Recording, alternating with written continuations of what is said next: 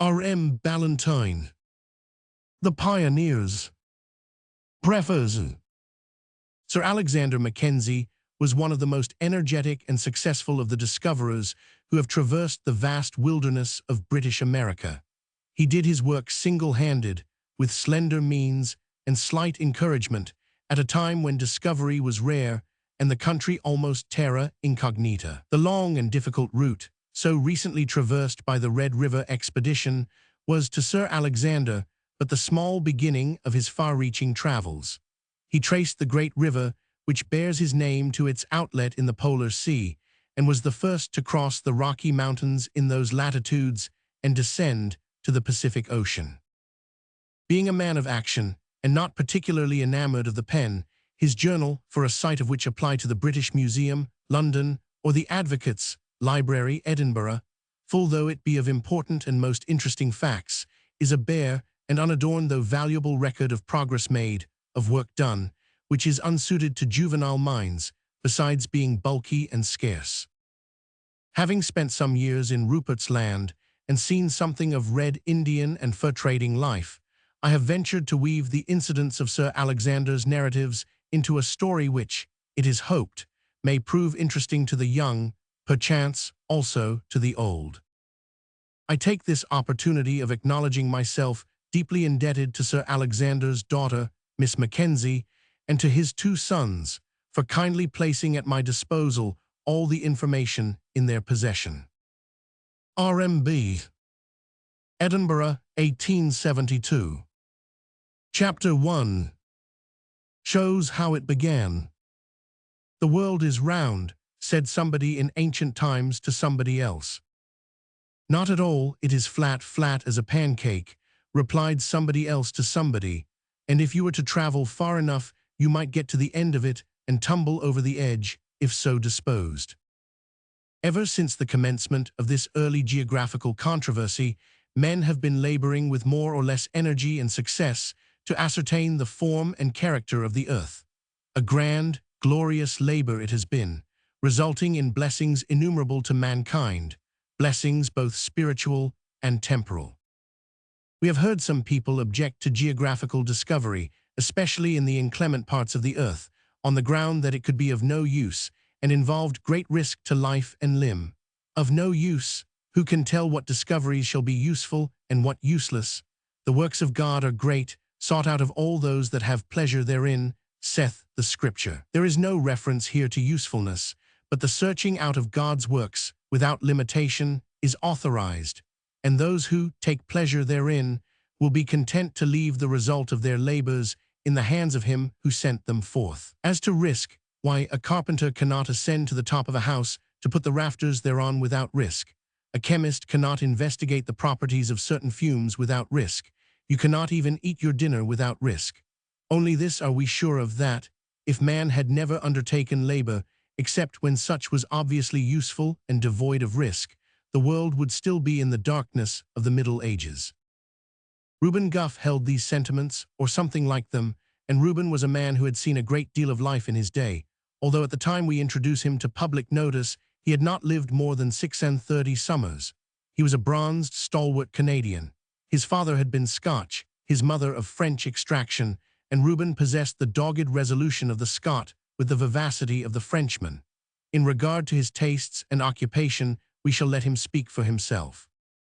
Sitting under a pine tree, in the wild wilderness that lies to the north of Canada, with the drumstick of a goose in one hand and a scalping knife in the other, with a log fire in front of him, and his son, a stripling of 16, by his side, he delivered himself of the following sentiments. I tell 'ee what it is, Lawrence. The lad was named after the great river on the banks of which he had been reared. I was born to be a pioneer. Ever since I was the height of a 3-foot rule, I've had a scunner at the settlements, and a love for the wilderness that I couldn't overcome nohow. Moreover, I wouldn't overcome it if I could, for it's my opinion that he who made us knows what he wants us to do, and has given us sich feelings and inclinations as will lead us to do it, if we don't run mad after notions of our own, as the folk in the settlements are rather apt to do. Here some of the notions referred to appeared to tickle the fancy of the backwoodsman, for he paused to indulge in a quiet chuckle which wrinkled up all the lines of good humor and fun in his rough countenance. After applying himself for a few seconds with much energy to the drumstick, he resumed his discourse in a slow, deliberate style of speech which was peculiar to him. "Yes, Lawrence, my lad, I've made it my business ever since I was 15 to explore this here wilderness, livin' by my gun and guidin' the fur traders on their voyages, or consorting with the Injins, as you know very well. And now that we've come to the big lake, it is needful to tell that I'm still bent on followin' out my callin'. I'm goin' away to the Norad to explore, and you'll have to make up your mind tonight whether you will be my steersman or whether I'm to lay that duty on Swifterow. I needn't say which I'd like best." The hunter finished the drumstick at this point, threw the bone into the fire, lighted his pipe, and awaited his son's answer in silence. But the son appeared to be in no hurry to reply, for after giving his father a glance and nod, which were meant to say, "I hear and I'll consider, but I'm too much engaged just now to speak," he continued his occupation of devouring venison steaks, the sauce to which was evidently hunger. Having finished his supper and lighted his pipe, he became more communicative.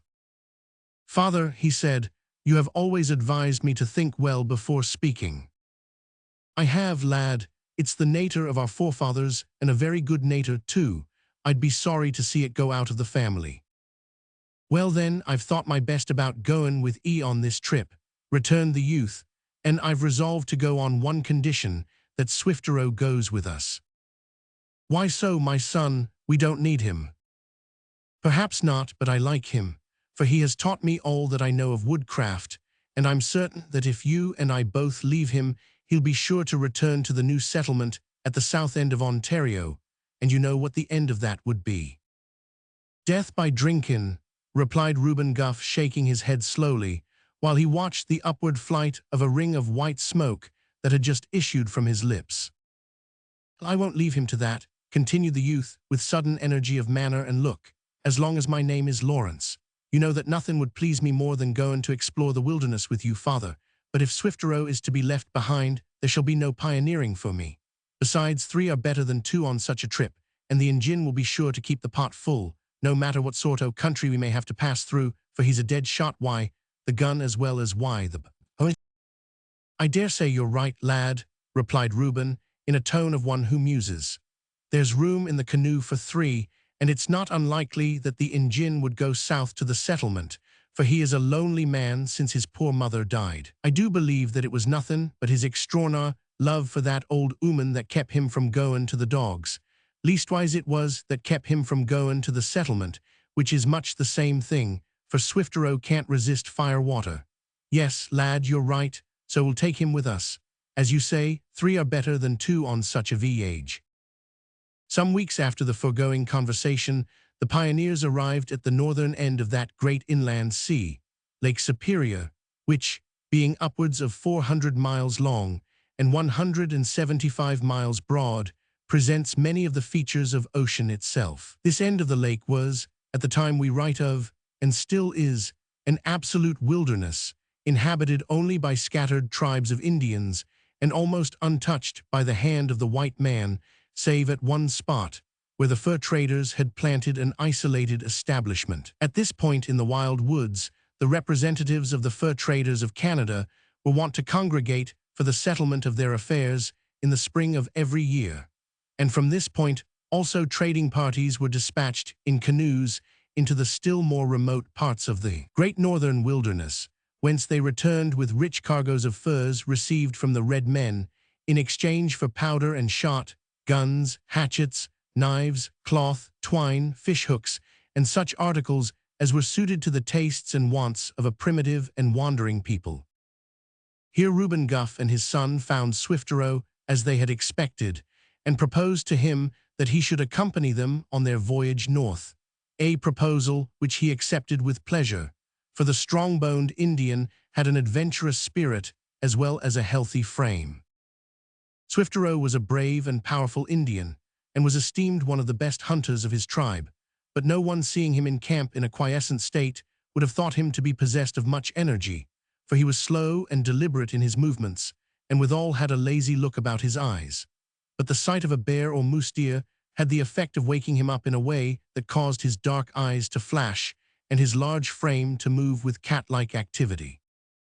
When Reuben Guff discovered him on the shore of Lake Superior, he was seated at the door of his skin lodge, anointing his hair, which was long and black, with bear's grease, the genuine article, without even the admixture of a drop of scent.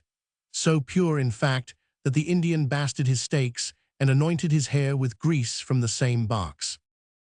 "Hallo, Swiftero," exclaimed Reuben as he sauntered up to the savage with his gun on his shoulder. "Ye seem to be beautifying yourself today. Not going to get married, eh?" Swiftero, whose long hair hung over his face like a glossy curtain, tossed aside his locks and gazed earnestly at the hunter. A slight smile and a pleasant gleam lighted up his dark countenance as he wiped his greasy right hand on his legging and extended it, exclaiming, "Watchee," by which he meant, "What cheer?" "What cheer, what cheer?" replied Reuben with a broad but quiet grin as he shook his friend's hand heartily. Each man understood the other's language perfectly, but each appeared to prefer to talk in his own tongue, for while Reuben addressed the red man in English, Swiftero replied in Indian. This had been an understood arrangement between them ever since the time when, as lads, they had first met and formed a close friendship on the shores of Lake Huron. "Is my brother's trail to be through the woods or on the waters? Does he go hunting or trading?" inquired the Indian after the first salutations were over. "Well, I may say that I'm neither goin' huntin' or traddin' here. Fill your pipe, why baccy, from my pouch. It's better than yours, I'll be bound. In a manner, too, I'm goin' both to hunt and trade in a small way, but my main business on this trip is to be discovery." The Indian uttered a sound which meant that he did not understand. "I'm goin' to search out new lands," explained Reuben, "away to the far north. I've heard it said by Injuns that have wandered to the nor'ard that they've met in with redskins, who said that there is a big river flowing out o' a great lake in the direction o' the North Pole, and that it runs into the sea there. They may be tellin' truth, or they may be tellin' lies. I dun know. Anyhow, I'm curious to know something about it, so I'm goin' north to see for myself, and I've come to ask if Swiftero will go with me." The hunter paused, but the Indian remained silently smoking his long stone-headed pipe, or calumet, with a countenance so grave and expressionless that no idea of his sentiments could be gathered from it. After a brief pause, Reuben continued.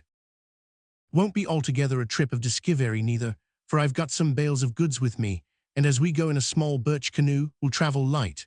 But I hope to come back sunk to the gunwale with furs, for the redskins of the far north are like enough to have plenty of pelts, and they won't ask much for them.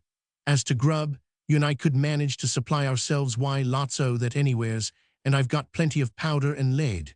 Moreover, my boy Lawrence is goin' with me." During the foregoing remarks, the Indian's countenance betrayed no sign of feeling until the name of Lawrence was mentioned, when a gleam of satisfaction shot from his eyes. Removing the pipe from his lips, he puffed a volume of smoke through his nostrils and said, "Swiftero will go." Backwoodsmen seldom take long to mature their plans, and are generally prompt to carry them into execution. 2 days after the brief conversation above narrated, the three friends pushed off in their little birch-bark canoe and paddled up the stream which leads to the Kakabka Falls on the Kaimnestaquia River. Surmounting this obstacle by the simple process of carrying the canoe and her lading past the falls by land, and relaunching on the still water above, they continued their voyage day by day, encamping under the trees by night, until they had penetrated far and deep into the heart of the northern wilderness, and had even passed beyond the most distant establishments of the adventurous fur traders. The world of forest, swamp, lake, and river that still, however, lay between them and the land which they sought to reach was very wide.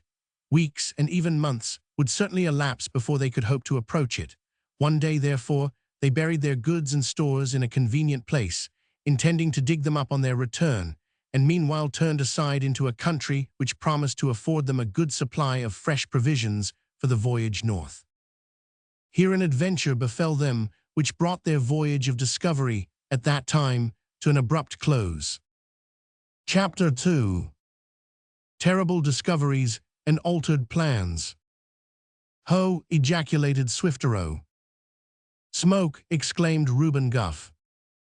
Both men spoke at the same moment, their discovery having been simultaneous. At the same time, Lawrence pointed with the blade of his paddle to a thin line of smoke, which rose above the treetops into the blue sky and was faithfully mirrored in the lake on which they floated. "Ingens," said Reuben, resting his steering paddle across the canoe for a few seconds.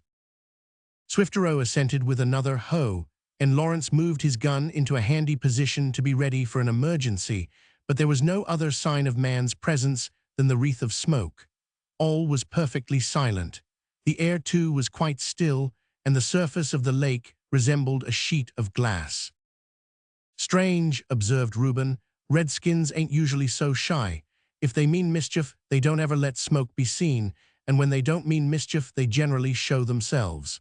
Come, push on, lads. We'll go see what's i' the wind." "I'll show them the muzzle, father," said Lawrence, laying down his paddle and taking up his gun. "It may be well to let 'em see that we have arms." "No need for that, boy. If they know anything at all, they know that white men don't go about in the wilderness empty-handed. Put down the piece and use your paddle." Thus reproved, Lawrence flushed slightly, but obeyed the order and resumed paddling. In a few minutes they were on shore. Still all was silent as the grave. Hauling the bow of the canoe on the beach to keep it fast, the three men took their weapons and, entering the woods in single file, walked cautiously but swiftly in the direction of the smoke. They soon reached the spot, and the scene which met their eyes was one which, while it accounted for the silence that reigned around, filled their minds with sadness and horror. In an open space, where a number of trees had been cut down, stood about a dozen skin tents or Indian lodges, some with the curtain doors closed, others open, exposing the interiors, on the floors of which the dead bodies of Indian men, women, and children lay in every attitude and in all stages of decomposition. Outside of the tents, other corpses lay strewn on the ground, and most of these bore evidence of having been more or less torn by wolves. The travelers knew at a glance that these unfortunate people had fallen before that terrible disease, smallpox, which had recently attacked and almost depopulated several districts of the Indian country. How the disease was introduced among the Indians at the time of which we write, it is impossible to say and useless to conjecture. The fact of its desolating effects is unquestionable. One who dwelt in the country at the time writes, see Sir Alexander Mackenzie's Voyages, page 14.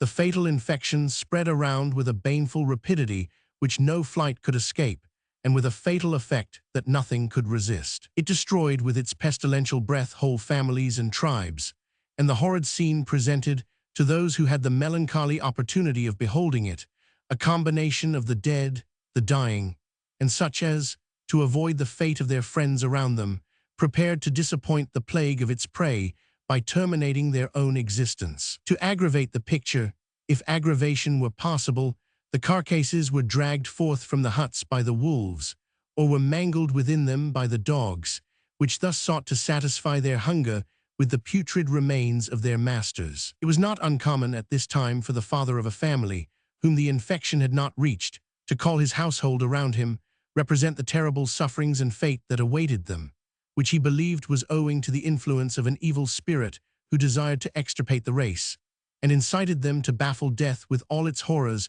by at once killing themselves, at the same time offering to perform the deed of mercy with his own hand if their hearts should fail them. That some of the dead before our pioneers had acted in this way was evident, for while most of the corpses bore marks of having been smitten with the disease, others were there which showed nothing to account for death save a knife wound over the region of the heart. It was a sad and sickening sight, and drew forth one or two low-toned, sorrowful remarks from Reuben as he moved slowly towards the tent from which smoke still issued. The three men paused before it because a sound came from within, and they felt reluctant to disturb the awful silence. The pause, however, was but momentary. Reuben lifted the covering and opened it wide. A small fire still burned on the hearth in the center of the lodge. Around it lay the bodies of dead men, women, and children. Only one figure, that of an old woman, remained in a half-reclining position, but she was motionless and they thought her dead also. This, however, was not the case. The flood of light which streamed in on her appeared to rouse her, for she raised her grey head, and gazing anxiously at the figures which darkened the entrance of the lodge, asked in a tremulous voice, "Is that you, my son?" "No, mother, but it is a friend," said Swifterow, who understood her language. "A friend," repeated the old woman, shaking her head slowly. "I don't want a friend. The master of life is my friend. My people said that an evil spirit was slaying them, but I know better. It was the Great Spirit who came to us. We have been very wicked. We needed punishment, but why has he spared me? I was the worst of them all."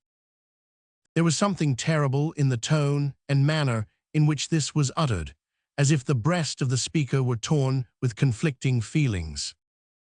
"She must have met the missionaries some time or other," whispered Reuben. "Is the old woman the only one of all the tribe left alive?" asked Swifterow. "I the only one? No, not the only one. My son is yet alive. He went to set a bear trap not very long since, but he should have come back before now. He will be back soon." The deep sigh which followed proved that the poor old woman was hoping against hope. "How long is't since he left you, mother?" asked Lawrence eagerly. "2 suns have risen and set since he left, and he had not far to go." "Father, I'll go seek for this man," said Lawrence. "Something may have befallen him." Reuben made no objection, and the youth set off immediately in a direction which was pointed out by the old woman. After he was gone, his father and the Indian shifted one of the cleanest-looking of the empty tents to a considerable distance from the spot where the terrible work of death had been done, and removing the old woman from the neighborhood of the pestilential atmosphere, placed her therein, kindled a fire, and cooked her a little food, of which she evidently stood much in need. Meanwhile Lawrence sped through the pathless forest with the light step of a strong youth and the precision of a practiced hunter. About 4 miles from the Indian camp, he came upon the track of a bear, the footprints of which proved that it was an unusually large one. He followed it up closely, and was led by it to a spot where some trees had been cut down, and not far from which he saw what appeared to him to be the remains of a trap. Almost at the same moment of his making this discovery, he heard a growl, and saw the bear itself, a monster of the brown species, which differs from the ordinary black bear of America in being more carnivorous and much larger, as well as more savage and bold. No sooner did it see the youth than it rushed upon him with great fury. A piece of broken line was drawn tight round its neck, and another piece round its foreleg, while 4 arrows stuck in its shoulder and side, showing plainly that it had broken loose from a snare and had been attacked by man. But Lawrence had no time to think on these things. He had barely time to throw forward and cock his gun when the bear was upon him. It rose on its hind legs, and in doing so towered high above the youth, who, whatever his feelings might have been, looked undismayed. With an unflinching eye he took aim at the monster's heart and shot it dead. So close was it to him that he singed the hair on its breast and had to leap to one side to avoid being struck as it fell. Reloading quickly, the young hunter advanced towards the trap, where his worst fears were realized, for near to it he found the body of an Indian torn limb from limb, and mostly eaten, except the head, which remained entire. It was evident that the poor man, having set several snares for bears, had gone to visit them, and found this brown bear caught by the head and leg. He seemed to have tried to kill it with arrows, but must have been afraid to go near enough to use his weapons with effect, and the enraged animal, having broken the snare, flew upon him and tore him to pieces. Brown bears of this kind are very powerful. One traveler in these regions saw the footprints of a large one, which, having seized a moose deer in a river, dragged it for 1/4 of a mile along the sandy banks, and afterwards devoured it all except part of the hindquarters. And the moose, which had been treated in this unceremonious way, judging from the size and hardness of the bones, must have been upwards of a year old, when it would weigh as much as an ox of the same age. Collecting the scattered remnants of the unfortunate Indian, who was no other than the old woman's son, Lawrence covered them over with leaves and sticks. He then skinned the bear and cut off its claws, which he carried away as trophies, along with 1 or 2 choice steaks cut from the creature's flank. He also collected the weapons and part of the dress of the Indian, with which he returned to the camp. "Heyday, Lawrence, what have you got there, lad?" said Reuben, as his son came up and threw the bundle on the ground. "A brown bear, father." "Well done," exclaimed Reuben, with a look of pride, for although his son had shot many a black bear in the forest, he had never before stood face to face with such a monster as that whose skin and claws now lay at his feet. "It would have been well, father," said Lawrence gravely, "if the man who first saw this had owned a gun. His arrows were no better than needles in such a hide. See here." He drew from his breast the bloody portions of dress which had belonged to the slaughtered Indian. "The son of the old woman has gone to the happy hunting grounds," said Swifterow, referring to the heaven of the Indian as he lifted and examined the dress. "Aye, said Reuben sadly, "'tis the chances of the wilderness. You'd better tell the poor old creetur, Swifterow, you understand her ways and lingo better than me." Silently the Indian went to the old woman and laid the bloody garments before her. At first she did not understand what had happened. Suddenly the truth flashed upon her, and she looked quickly up into the grave countenance of the Indian, but death and sorrow appeared to have already done their worst on her, for she neither spoke nor wept for some time. She took up the shreds of cloth and turned them over tenderly, but neither sign nor groan escaped her. Evidently she had been already so stunned by the horrors which had surrounded her for some time, that this additional blow did not tell, at least not at first, but Reuben observed, while trying to comfort her some time afterwards, that a few tears were coursing slowly down her withered cheeks. That night round the campfire, the pioneers held earnest counsel, and resolved, sadly but firmly, that their projected journey must be given up for that season. "It's a hard thing to do," said Reuben, as he lay at full length before the fire after supper, "to give up our plans after coming so far, but it ain't possible to carry that old 'ooman along with us, and it's not to be thought of to leave her behind to starve, so there's nothing for it but to go back and take her wi' us to the settlements. I would feel like a murderer if I was to leave one o' God's creatures to perish in the wilderness. What think you, Lawrence?" "I think you are right, father," replied the youth with a deep sigh. "And what says Swifterow?" "Go back," was the Indian's prompt and laconic answer. "Well then, we're all agreed, so we'll turn back on our trail tomorrow, but I shall try again next year if I'm above ground. I once knowed a Yankee who had what he called a motto, and it was this: never give in, except when you're wrong. I think I'll take to that motto. It seems to me a good un." In proof, we presume, of his sincerity, Reuben Guff rolled himself in his blanket, stretched his feet towards the fire, pillowed his head on a bundle of moss, and at once gave in to the seductive influences of sleep, an example which was so irresistible that his companions followed it without delay. Chapter 3 introduces the King of Pioneers. Discarding space and ignoring time, we seize you by the hand, reader, and bound away with you still deeper into the northern wilderness, away into that remote region which, at the time we write of, was the ultima thule of the fur traders of Canada, beyond which lay the great unknown world stretching to the pole. Here, amid the grand scenery of the Rocky Mountains, lies the Athabasca Lake, also styled the Lake of the Hills. We prefer the latter name, as being more romantic. This is no pretty pond, such as we in England are wont to visit and delight in during our summer holidays. It is a great sheet of water, a grand freshwater sea, 200 miles long and 15 miles broad, a fitting gem for the bosom of the mighty region on which it glitters. A year has fled since the period of our last chapter, and here, in a birchbark canoe on the waters of the Lake of the Hills, we find our pioneers, Reuben Guff, his son Lawrence, and his Indian friend Swifterow. There is also a young Indian woman in the canoe, Swifterow's wife. The kind-hearted red man adopted the old woman who had been rescued on their previous trip, but not finding her a good substitute for his own mother, he bethought him of adding a young squaw to his establishment. While he meditated on this step, the old woman died.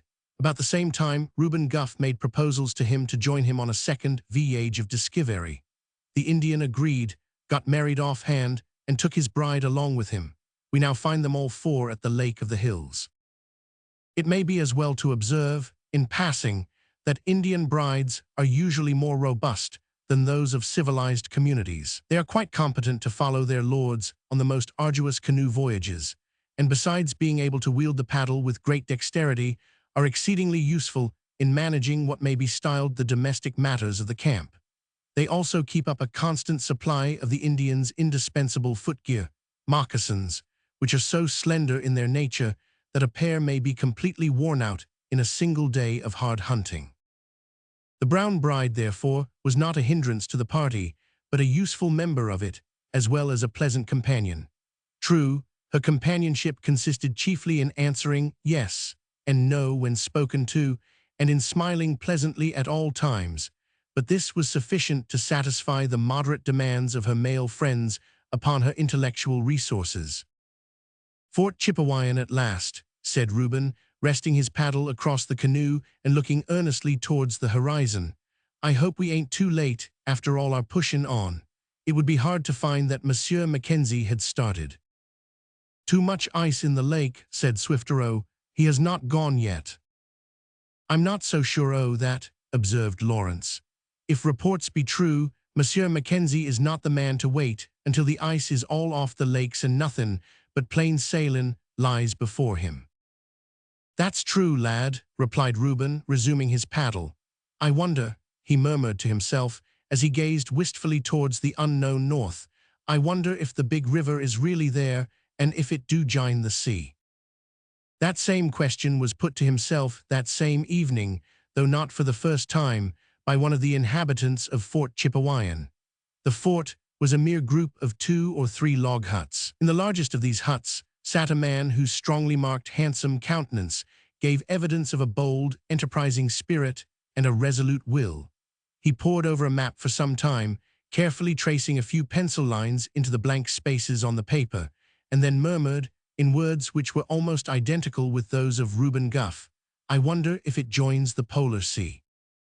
This man was the true pioneer, or rather the king of pioneers, to whom Gough gave place without a murmur, for Reuben was a modest man, and the moment he heard that one of the gentlemen of the Canadian Fur Trading Company had taken up his favorite hobby and meant to work out the problem, he resolved, as he said, to play second fiddle, all the more that the man who thus unwittingly supplanted him was a mountaineer of the Scottish Highlands.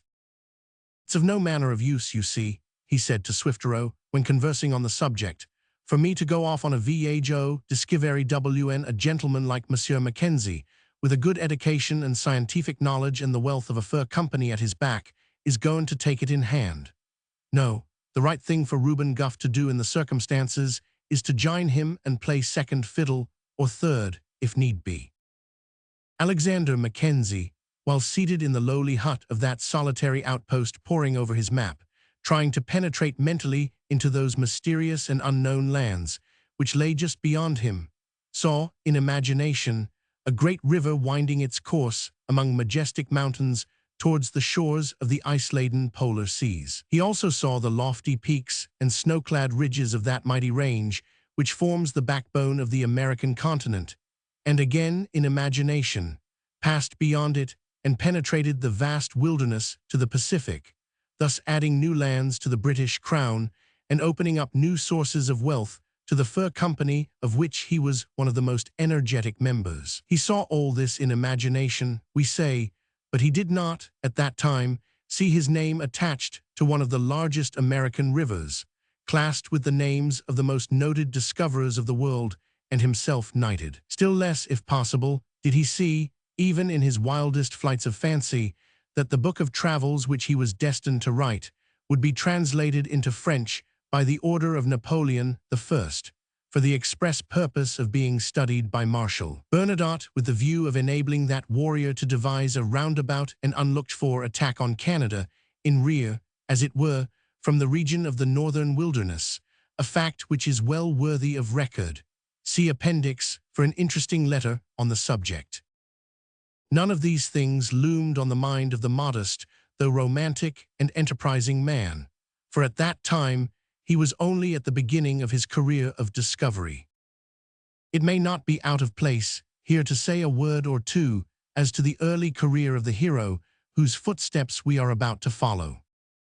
He was a Highlander to begin with, and possessed all the fire and determination peculiar to that race. At an early period of life, he was led to engage in commercial enterprises in the country northwest of Lake Superior, joined the Northwest Fur Company of Canada in 1784, and went into the Indian country the following spring. It is not necessary to say more than that Alexander Mackenzie proved himself to be a first-rate fur trader at a time when the fur trade was carried on under great difficulties and amid severe privations.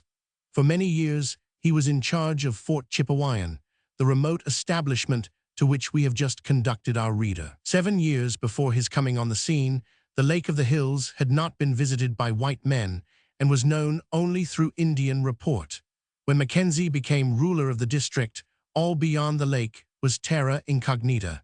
His spirit was one which thirsted to explore the unknown. He was eminently fitted both to hold an advanced post and to invade new regions, being robust in constitution, powerful in frame, inquisitive in mind, and enterprising in spirit. Frequently had he arrived at Fort Chipewyan with 90 or 100 men, without any provision for their sustenance for the winter save their fishing nets and guns.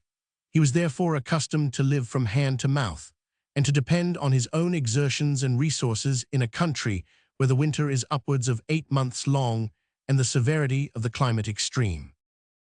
It was in June 1789 that he made preparations to start on his first voyage of discovery.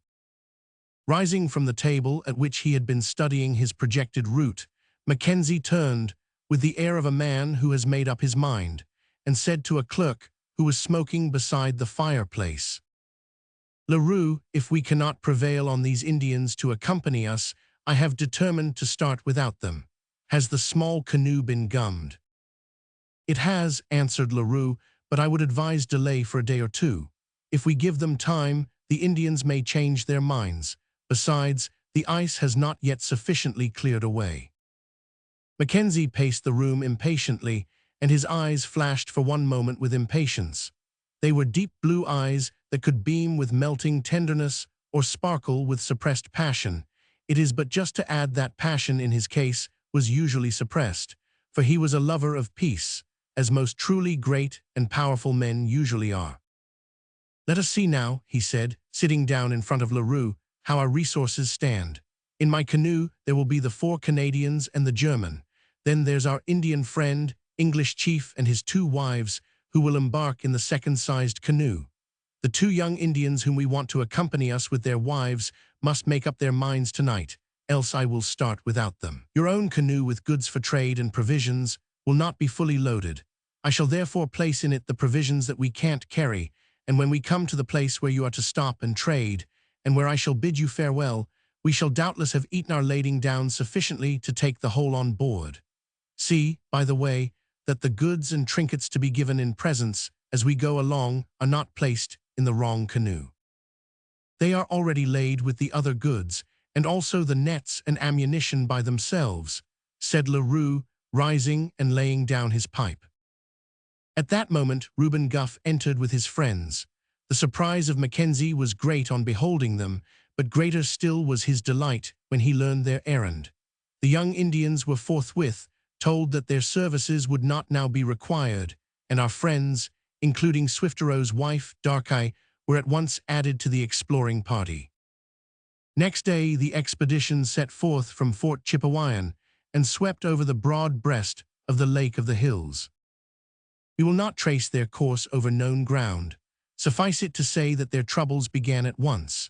Soon after leaving the lake, they came to a rapid part of the river which flows out of it, where they were obliged to land and carry canoes and goods to the still water further down.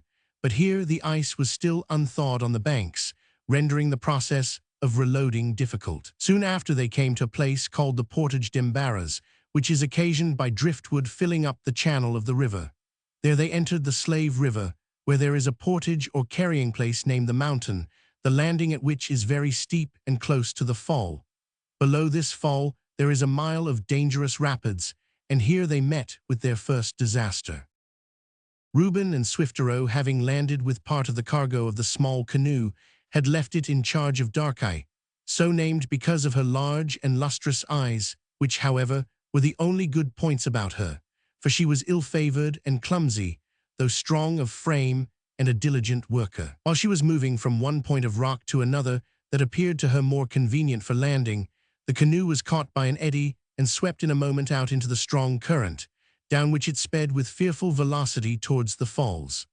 Darkeye was quite collected and cool, but she happened to dip her paddle on the edge of a sunk rock with such vigor that the canoe overturned. Upon the heights above, her husband saw the accident and stood rooted for a moment in helpless dismay to the spot.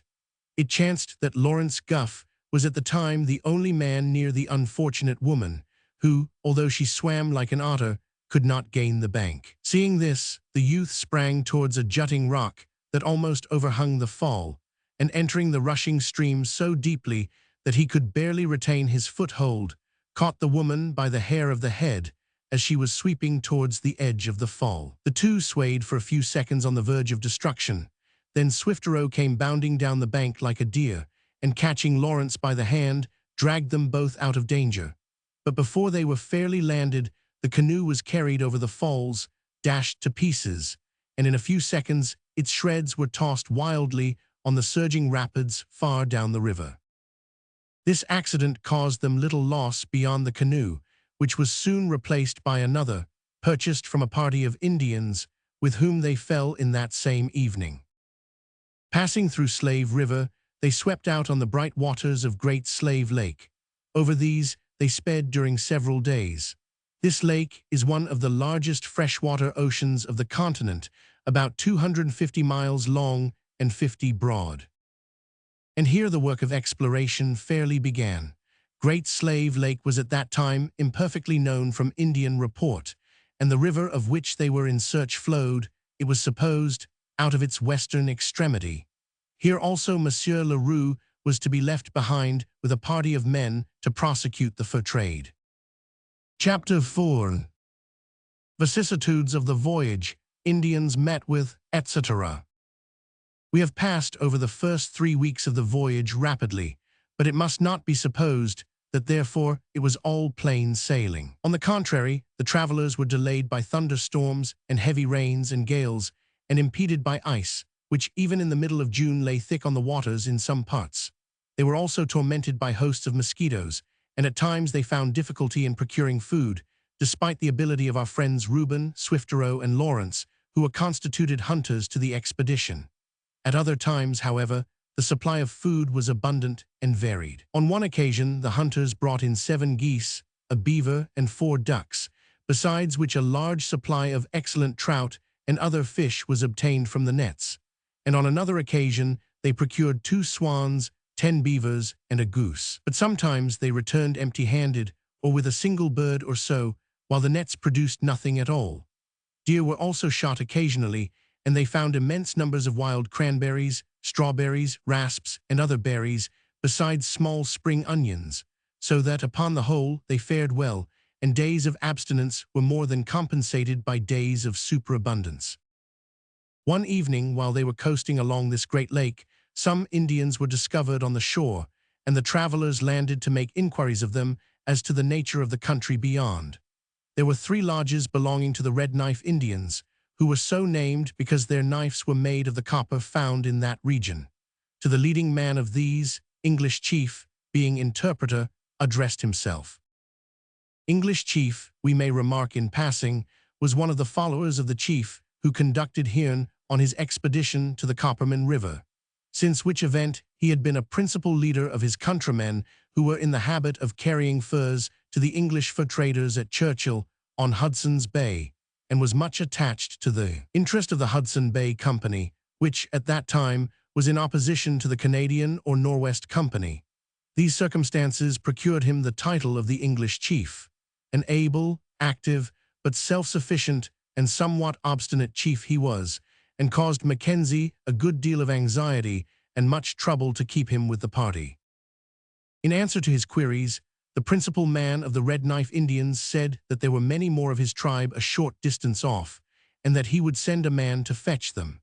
He also said that the explorers should see no more of them at that time, because the Slave and Beaver Indians, as well as others of the tribe, were about to depart, and would not be in that region again till the time when the swans cast their feathers. Ask him, said Mackenzie, if he and his friends have many furs to dispose of. To this the Indian replied by at once producing upwards of 8 large packs of good beaver and marten skins, and added the information that his friends had plenty more. Now then, Leroux, said Mackenzie, turning to his clerk, here you and I shall part. This seems a good spot and a good opportunity for opening up the trade with these Indians. When the rest of them arrive, we shall have a palaver, and then you shall remain to look after them. So open up your packs and get ready a few small presents without delay. That day was spent in considerable bustle and excitement, the Indians being overjoyed that the white traders had at last penetrated into their country, and their joy being increased by the distribution of such trifling, but much prized, gifts as glass beads, knives, small looking-glasses, etc. It rained in torrents all the time, but this did not damp their spirits, and as for their bodies, they were used to it. In the afternoon Mackenzie assembled the whole tribe, and made them the following speech, which was translated by English chief in a very pompous manner, for that excellent redskin was fully alive to the dignity of his position. My friends, began our explorer, I am glad to meet with you. The white man and the Indians are always glad to meet. They can benefit each other mutually. Each has got what the other requires. I have come for the purpose of opening up trade with you. It is true that I myself will take my departure tomorrow, because I am in search of new lands, but some of my people will remain on the spot, and if you bring in a sufficient quantity of furs to make it answer, my men will return to Fort Chipewyan for more goods, and will spend the winter here. They will build a fort and continue to dwell among you as long as you shall be found to deserve it. At this point the speaker paused, and the dark-skinned audience gave vent to a loud ho, which was equivalent to the British hear, hear. In regard to my own work, continued Mackenzie, I intend to search for and find the great river which, it is said, flows out of this lake and follow its current to the sea, or as you call it, the Great Salt Lake. Do my brothers know anything about this river? If so, let them speak. Hereupon an old chief, with hair like small iron wire and a skin like shoe leather, got up and delivered himself as follows. We are glad to hear what our white brother says. It encourages us to know that you will make a trading fort in our country, for we have need of one. Hitherto we have had to travel far, very far with our furs, or if, to save trouble, we entrusted our furs to the Chipewyans, they often pillaged us, or, at most, gave us very little for the fruits of our toil. For a long time we have been so discouraged that we had no motive to pursue the beaver, except to obtain a sufficiency of food and clothing. Now if you come to us, we shall be happy, watch. The last word was equivalent to the expression, there, think oh that. The old man paused, as if to give his audience time for reflection. As to the great river, he continued sententiously, we know of its existence, but none of our tribe has ever followed its course down to the Great Salt Lake. We earnestly advise our brother not to go there, for it is a dreadful river. It is said that there are 2 impassable falls in its course, and it is so long that old age will come upon you before the time of your return. You will also encounter monsters of horrid shapes and awful strength on the land and in the water. Watch. The old chief began to glare solemnly at this point, and the whole tribe followed his example. It is said, he continued, that there are bears which eat the trees as if they were grass, whose cubs, even at their birth, are strong enough to kill the stoutest man. There are monsters in the river so big that a canoe full of men would be but a mouthful to them. There are so few animals or fish fit for food that you will all certainly be starved.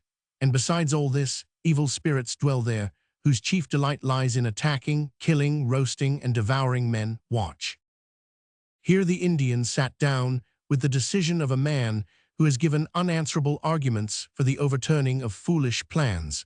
Nevertheless, Mackenzie's plans remained unaltered. Not so, however, those of a young Indian, who had been engaged to guide the explorers to the other end of the lake, in order to save them from the loss of time which would be occasioned by the necessity of coasting round its numerous bays. The imagination of this youth, Coppernose, as Lawrence Gough facetiously styled him, was so wrought upon by the dreadful description of the great river that he manifested a strong desire to draw back.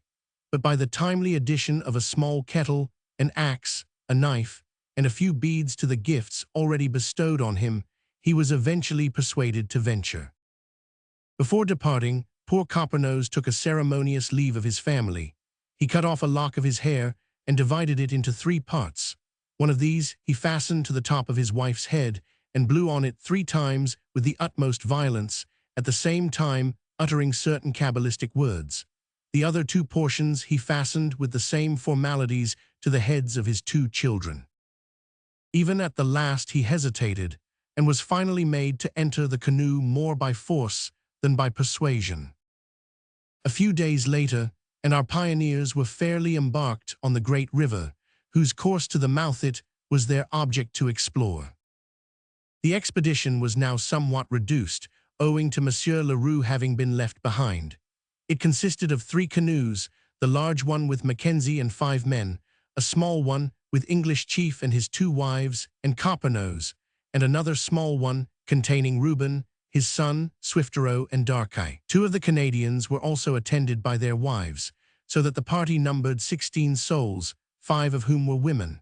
They all kept company as much as possible, but English Chief was frequently left behind by the large canoe, while Reuben and his friends, being the hunters as we have said, were necessarily absent for considerable periods in search of game.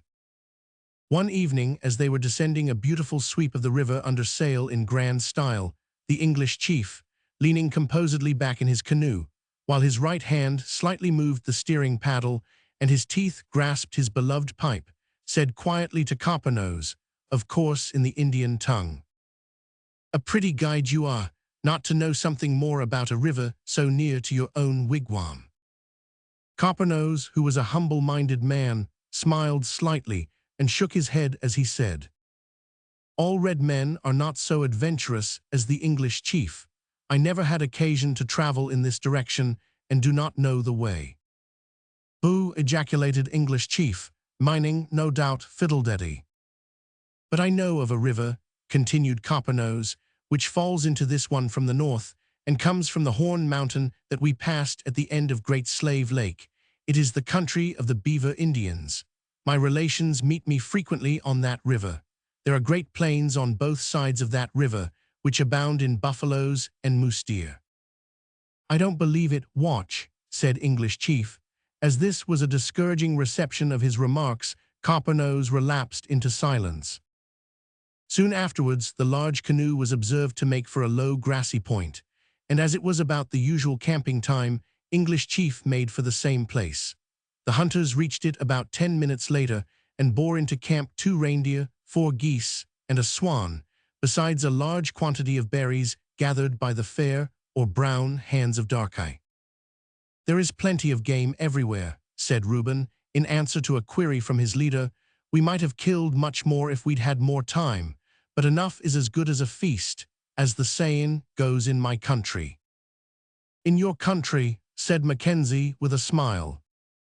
I claim to be a Scotchman, though I was born and raised in Canada. My father hailed from the land o' cakes." "Does Lawrence claim the same nationality on the same ground, Reuben?" "He does not," answered Lawrence for himself, while busy cleaning his father's gun. "The lad loves the Canadians," replied Reuben with a chuckle. "Besides, he couldn't claim it on the same ground, seeing that I am fully half a Scot, while he is at least 3/4 a Canadian." "More the better luck for him," said one of the Canadians, who had already kindled a fire, before which one of his comrades was busily engaged setting up juicy venison steaks to roast. "We," observed another, "Vriment, Canada beats Scottish land altogether." "Ha Vaderland is more best, den all ze world," said the German, quaffing a can of water with as much zest as if it had been his own native Rhine wine. "I warrant me," said Mackenzie with a laugh, "that our trusty guide, Coppernoze, would not give the wilderness here for Canada, Scotland, and Vaderland put together. What say you, lad?" Coppernoze looked gravely at his questioner, but made no reply. "Boo," said English Chief, regarding his countryman with a look of contempt. "Him's no honest English." "He understands how to eat a rump steak of venison, however," said Mackenzie, with a laugh, as Coppernose at that moment coolly appropriated a mass of half-roasted meat and began to devour it. "You'd better follow his example, lads."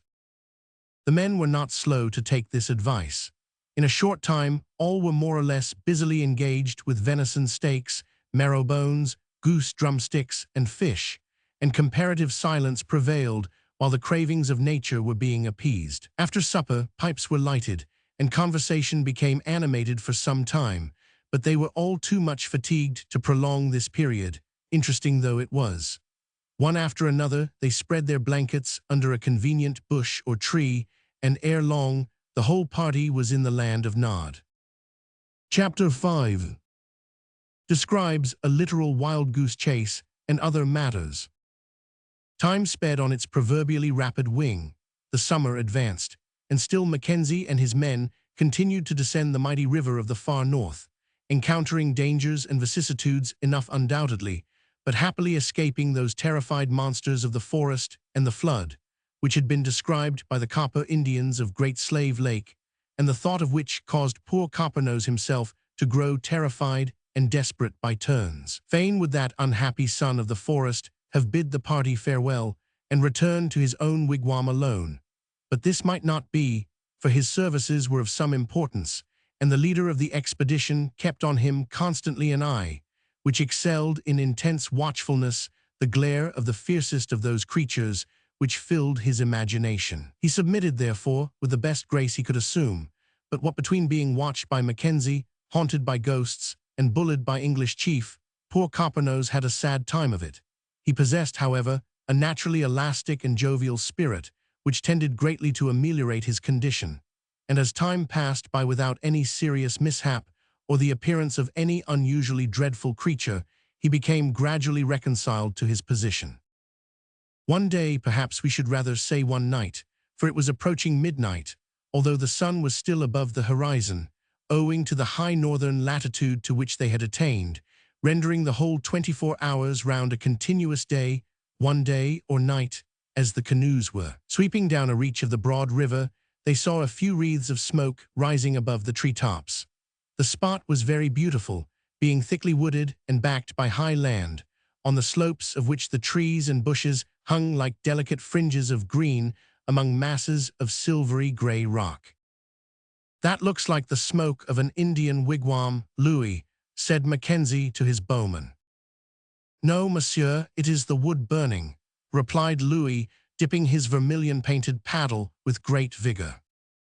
Louis was right, for soon afterwards they turned a point which disclosed to their view a considerable tract of woodland which had been recently destroyed by fire. Several tracts of this kind had been already passed, some of which had been consumed long before, and forests of young poplars had grown up in their places. A curious circumstance this, which Mackenzie remarks on, namely, that wherever land covered with spruce, pine, and white birch had been laid waste with fire, their poplars, and nothing else, were found to grow, even though none of that species of tree had existed there before. Passing this desolated tract, they came to a part of the river which was studded with several islands, on one of which reindeer were seen. "There's your chance," said Mackenzie to his hunters, who happened to range up alongside in their small canoe at that moment. "We've seed 'em, monsieur," said Reuben, "but we must have some more ammunition afore startin' after them, for the powder horns of Lawrence and Swifterow are both empty." As soon as the horns were replenished, Reuben and his friends pushed out into the stream and made for the island. The other canoes continued to advance. They seldom waited for the hunters, for the latter, being comparatively light, could act as a sort of flying artillery, falling behind, turning aside, or pushing ahead, as the case might require, in pursuit of game, and almost always returning to the main body about the camping hour or soon after it. On this evening, however, the canoes reached a snug camping ground before the usual time. They therefore determined to stop there and set the nets, as well as to overhaul the canoes, which stood much in need of repair. The cold of the ice-laden waters, through which they had recently passed, had cracked the gum off the seams, and collisions with the ice itself had made some ugly slits in the birch bark of which the canoes were made. That evening the nets, which were set in 4 fathoms water, produced an abundant supply of carp, whitefish, and trout. "Now, lads," said Mackenzie, when the canoe brought ashore the welcome provisions, "set the women to work to make pemmican, for we must leave a supply concealed here against our return." Louis Blanc superintended the making of this pemmican, which consisted of fish dried in the sun and pounded between two stones. Pemmican is also made of meat, in which case the pounded meat is put into a bag made of the raw hide of the animal. The bag is then filled with melted fat and the mouth sewed up with raw sinews. This style of pemmican will keep fresh for years. "Where did English chief go when we landed?" asked Mackenzie. "Don't know, monsieur," replied Louis. "After game, probably," observed the leader, as he sat down on the stump of a fallen tree and began to make notes in his journal.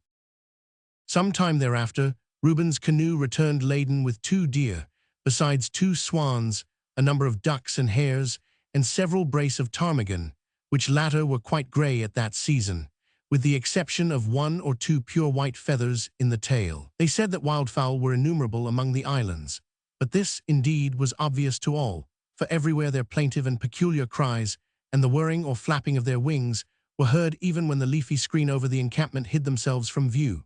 Dark-Eye also contributed her share to the general supplies, in the shape of several large birch baskets full of gooseberries, cranberries, juniper berries, rasps, and other wild berries, which, she said, grew luxuriantly in many places. Meanwhile the night, as regards time, advanced, although the daylight did not disappear or even much diminish, but English chief, with Copper-Nose and his 2 squaws, did not return, and their prolonged absence became at length a cause of no little anxiety to the leader of the expedition. The fact was that English chief was fond of a little fun, and despite the dignified position which he held and the maturity of his years, he could not resist availing himself of any little chance that came in his way of having what is more pithily than elegantly styled a spree. It happened to be the particular period at which the wildfowl of those regions begin to cast their feathers. Knowing this, English chief quietly slipped off with his canoe when Mackenzie landed, and soon found a colony of swans afflicted with that humiliating lack of natural clothing, which is the cause, doubtless, of their periodically betaking themselves to the uttermost ends of the earth in order to hide in deep solitude their poverty and there renew their garments. Judge then, reader, if you can, the consternation with which these once graceful creatures discovered that their retreat had been found out by that inquisitive biped man, that they were actually caught in the act of molting. Uttering a terrific huzzoo, or some such equally wild Red Indian hunting cry, English chief dashed his paddle into the water. Squaws and comrade followed suit. The canoe shot in among the rushes, and the whole party leaped on shore. Thus taken by surprise, the swans bounced up, extended their miserable wings, uttered a trumpet blast of alarm, and sought to fly. Of course they failed, but although they could not fly, they fled on the wings of terror, and with straight necks, heads low, legs doing double duty, and remnants of wings doing what they could, they made for the interior of the island at a pace which at first defied pursuit. The higher part of the island was level and open, with here and there a few stunted bushes. Arrived here, the trumpeting crew scattered, like wise troops when pursued. English chief set his heart and eyes on a particularly large bird and dashed after it with upraised paddle. The swan made a desperate detour, apparently bent on gaining the water. It ran round a bush and was almost caught in the arms of the younger squaw, who, leaving her senior in the canoe, had joined in the pursuit. A shriek from the squaw sent it off at a tangent to the left, pinions aloft, and terror depicted on its visage. English chief also doubled, but a crooked stump caught his foot and sent him headlong into the bush. At that instant, Copper-Nose, having foiled a swan with a well-directed sweep of his paddle, came up and gave chase. English chief, nettled at the interference, sprung up, followed and overtook him just as the hard-pushed swan turned at bay. Both men came upon it at the same moment, stumbled over it, and turned their wrath upon each other. The swan, recovering, ran wildly and blindly back towards the young squaw, who was so much alarmed by its look that she fairly turned and fled. But hearing the shouts of the Indians as they struggled, she turned towards them. Meanwhile, the elder squaw, having landed, met the retreating swan just as it gained the rushes. Stooping down, she allowed it to approach to within a yard of her, like a true heroine, and then, rising, hit it a neat blow on the back of the head and laid it low forever. After this, she joined her sister wife, if we may be allowed the expression, in trying to tear the Indians asunder. This was accomplished after a few seconds, but the two men still glared at each other. Fortunately, they could do little more, having left their knives in the canoe. While they were still in a state of indecision, an unfortunate swan, which had taken refuge behind a bush, so far recovered its breath as to think it advisable to get still further away from such company. It was observed and followed as wildly as before by English chief. This time Coppernose had the sense to confine his attentions to another part of the field, where, while prosecuting the chase, he suddenly came upon a flock of geese in the same helpless circumstances as the swans. Soon the swans were rooted out of their places of concealment, and the cries of men, women, and birds again resounded in the air. The way in which those swans behaved was quite marvelous. They dodged the blows aimed at them, and jinked round the bushes as if they had been trained to such work in a regular public school for human bipeds, and they struck out with their pinions, too, so deftly, and with such force that the pursuers had to become extremely cautious as well as bold in their approaches. At last, when the Indians were thoroughly exhausted, they gave up the chase. On conveying the fruits of their exertions to the canoe, they found that they had killed 5 swans and a like number of geese. With these, they returned in triumph to camp, to the great relief of Mackenzie, who had begun to fear either that an accident had befallen them or that they had deserted him. At this place 2 bags of pemmican were concealed on an island, and here one of their leads was lost in taking soundings.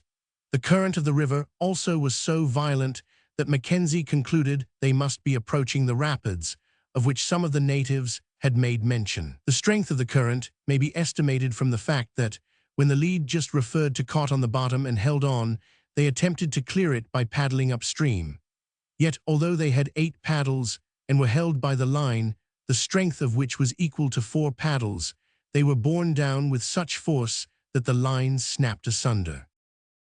Here the weather became very bad. They had frequent thunderstorms accompanied with violent rain, and although it was at that time the beginning of July, ice lay in great quantities all along the banks of the river. On shore, the earth was thawed only to a depth of about 14 inches. Indeed, the soil of those regions never thaws completely. At the hottest season of the year, if you were to dig down a few feet, you would come to a subsoil which is locked in the embrace of perpetual frost. Some signs of natives were discovered here, and from the appearance of the cut trees, it was evident that they possessed no iron tools. Push forward was Mackenzie's watchword more perhaps than it had been of any previous discoverer in Rupert's Land. The Indians began ere long to complain bitterly of his perseverance. They were not accustomed to such constant and severe exertion, and it was with great difficulty that he prevailed on them to continue the voyage. As they advanced, fresh signs of natives were observed, and at last, one evening, they came in sight of an encampment of them.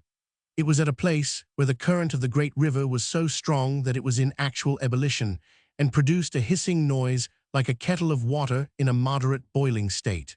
The region was mountainous, and just before them they perceived a high ridge covered with snow.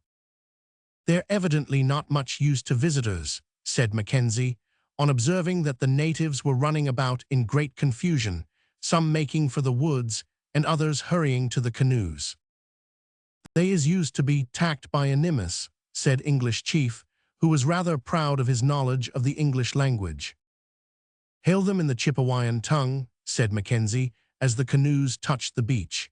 English chief and the hunters landed first and addressed the few natives who had ventured to remain, but they were so terrified as to be unable to reply. Seeing this, Mackenzie quietly landed and gave orders for the pitching of the tents. While this was being done, the natives grew calm. They found that they understood Chippewayan. A few words relieved them of their apprehensions, and soon they not only came down to the tents, but were so gratified with their reception that they sent for those members of their tribe who had fled. Thus friendly relations were established. There were 5 families, consisting of about 30 persons of two different tribes, the Slave and the Dog-Rib Indians. Chapter 6. Indians met with, and the mouth of the great river reached. Heroes are not perfect. We deem it necessary to make this observation, because many modern biographers seem to imagine that their heroes are perfect, and even attempt to prove them to be so. We therefore feel it necessary to disclaim any such imagination or intention in regard to our hero. Alexander Mackenzie was indeed a hero, and a very fine specimen of a man, mentally as well as physically, if we are to credit the report of those who knew him best, but he was not perfect. For instance, he evidently acted sometimes on the fallacious notion that whatever gave pleasure to himself must necessarily give pleasure to all other men. Acting on this idea in the present instance, he sought to delight the hearts of these Slave and Dog-Rib Indians by presenting them with pipes and tobacco and inducing them to smoke. To the credit of humanity be it recorded that they received the gift with marked dislike, although they were too polite to absolutely refuse it. Slaves, though one section of them were in name, they were not slaves to tobacco, and the other section being dog-ribs, had, we presume, too little of Adam's rib in them to find pleasure in smoke. Of course, they knew something about smoke, but it was chiefly as a nuisance, which was very troublesome to the eyes, and which usually issued from the tops of their wigwams, not from human lips. It must also be recorded that those estimable savages entertained a strong antipathy to grog when it was produced. Their hearts were reached, however, and their souls gladdened, when knives, beads, awls, fire-steels, flints, and hatchets were presented to them, and we can fancy how animated and earnest would be their converse over the wigwam fires, for weeks and months, if not for years afterwards, when they brought out for the 1000th time and feasted their wondering eyes on those delightfully useful implements, which had been left by the mysterious white beings who had dropped upon them so suddenly, as if from the skies, and whom they felt half inclined at first to reverence as gods. Having won their confidence and esteem, Mackenzie proceeded to question them as to that portion of the great river which yet lay before him. Their account was an exaggerated echo of that previously obtained from the Indians of Great Slave Lake. Being, therefore, of little or no value, our hero was obliged to advance and solve the question for himself. As before, the effect of the Indian stories on the Indians of his party was very marked and discouraging. With great difficulty, Mackenzie overcame their objections to proceed, and even succeeded in persuading one of the Dog-Rib Indians to accompany him by the potent influence of a small kettle, an axe, a knife, and a few other gifts. This man was a stout young fellow, in a very dirty deerskin coat and leggings, with a double blue line tattooed on his cheeks from the ears to the nose, on the bridge of which it met in a blue spot. Hence Lawrence, following the natural bent of his mind, which he had already displayed in naming Coppernose, immediately addressed this new recruit as Bluenose. These poor savages, although exemplary in the matters of grog and tobacco, were, we are constrained to admit, a very filthy set of creatures, very poor also, because utterly destitute of such wealth as the fur traders had carried to many of the less remote tribes of Indians. Nevertheless, they possessed a considerable number of implements of their own manufacture, some of wood and others of bone, etc., which proved them to be possessed of much ingenuity and taste. The description of their weapons reminds one of those remains of prehistoric man which we find treasured in our museums, for they had arrows barbed with horn, flint, iron, and copper, spears shod with bone, daggers of horn and bone, and axes made of brown or gray stone. The latter were from 6 to 8 inches long and 2 thick, having the inside flat and the outside round, and tapering to an edge, and were fastened by the middle to wooden handles with a cord of raw skin. They kindled fires by striking together a piece of white or yellow pyrites and a flint stone over a piece of touchwood, and boiled water in watertight baskets by putting a succession of red-hot stones into them. From these Indians, the explorers learned that they had passed, on their voyage down the river, large bodies of Indians who inhabit the mountains. "He'll never make up his mind to go," observed Reuben, as, when about to set forth again, he looked at the pale countenance of the Dog-Rib, who had agreed to join the party. Mackenzie had already had a severe argument with him in order to induce him to fulfill his engagement, and had left him under the impression that he had been successful. But when the poor man had said farewell to the tribe and was on the point of entering the canoe, his courage failed, and he drew back. Seeing this, Lawrence suddenly seized him by the nape of the neck, and exclaiming, "Come, look sharp, Bluenose, get in with E," gave him a lift that put the matter at rest by sending him sprawling on board. Next moment they were off and shooting down the rapid current of the river. That night they encamped, amid heavy squalls of wind and rain, at the foot of a rocky hill, on the top of which their new guide said that it blew a gale every day of the year. Here the Dogrib became very unhappy and pretended to be ill, but a strict watch was kept on him so that he could not escape. The country around them was very wild and rugged, and they were informed by their guide that great numbers of bears and small white buffaloes, muskoxen, frequented the mountains, also some tribes of Indians. Here some of the party attempted to ascend a steep hill, but were almost suffocated and fairly driven back by clouds of mosquitoes. Natives were sometimes seen and spoken with, although their first impulse, on beholding the voyagers, was almost invariably to flee. On one occasion, a whole tribe fled save one old man, who came boldly forward and said that he was too old to run or to care much about the short time that yet remained to him of this life.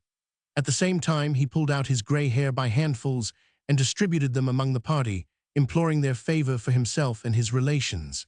His mind was quickly relieved by Swiftero, who seemed to have a special desire, as well as talent, for comforting aged persons of both sexes. Some of these tribes were named the Hare Indians, hares and fish being their principal means of support. While spending a night with these people, a storm of thunder and rain came on, in the midst of which the Dogrib, Bluenose, managed to make his escape. As it was important to have a guide, Mackenzie compelled a Hare Indian to fill his place, and after carrying him off, took great pains to conciliate him, in which efforts he was happily successful. Next day they observed natives on the east shore of the river and directed their course towards them. Their new guide began to call to them in an incomprehensible manner and said that the natives did not belong to his tribe, but were a very wicked people who would beat them cruelly and pull out their hair and maltreat them in various ways. Despite this warning, Mackenzie advanced and soon found them to be quite as willing to accept of gifts as other tribes. He found that they understood their guide, and that English chief clearly comprehended one of themselves, although he could not make himself understood. Here the joyful information was obtained that in 3 days more they should meet with the Esquimaux, and in 10 days at furthest reach the Great Salt Lake or the sea. These natives were very superior to those whom the travelers had last met with, and one of them was engaged to take the place of Bluenose. This man, who was clad in a shirt made of the skins of the muskrat, after which he was named, was a very lively individual. He sang the songs not only of his own tribe, but also those of the Esquimaux, with whom his tribe had been formerly at war, but were now at peace. He also undertook to perform an Esquimaux dance in Mackenzie's canoe, and would infallibly have upset that conveyance had he not been violently restrained. He commented on the tribe to which Bluenose belonged with great contempt, calling them by the strong names of cowards and liars.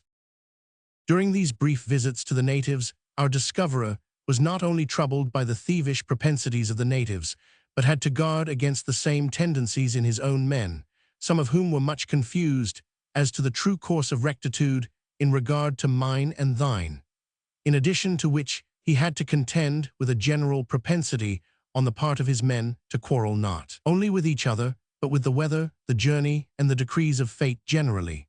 By a judicious mixture, however, of firmness and suavity, severity and kindness, he managed to keep the several parts of his discordant band together, and in so doing proved himself an able general, for the highest generalship consists in making the most of existing circumstances and materials. The river here ran through various channels formed by islands, some of which were without a tree, while others were covered with spruce, fir, and other trees. The banks, which were about 6 feet above the surface of the river, displayed a face of solid ice intermixed with veins of black earth, and as the heat of the sun melted the ice, the trees frequently fell into the river. The variety of channels in the river rendered it difficult to decide which should be followed. Muskrat, the new guide, recommended that which ran to the east, but his leader, not feeling sure of his wisdom or knowledge, preferred the middle channel. Here Mackenzie put ashore and proceeded to engage in some cabalistic pursuits which utterly confounded Muskrat. "What is he doing?" asked the savage of English chief. "Taking the sun," replied the interpreter with immense pomposity. "What does that mean?" asked the savage. English chief tried to explain, but failed for this good reason, that he himself was totally ignorant of the subject beyond the phrase, which he had picked up after the manner of a parrot. It was found that the latitude was 67 degrees 47 minutes north. This was further north than Mackenzie had expected to make it, but the difference was owing to the variation of the compass. From this it became evident that the river emptied itself into the polar sea.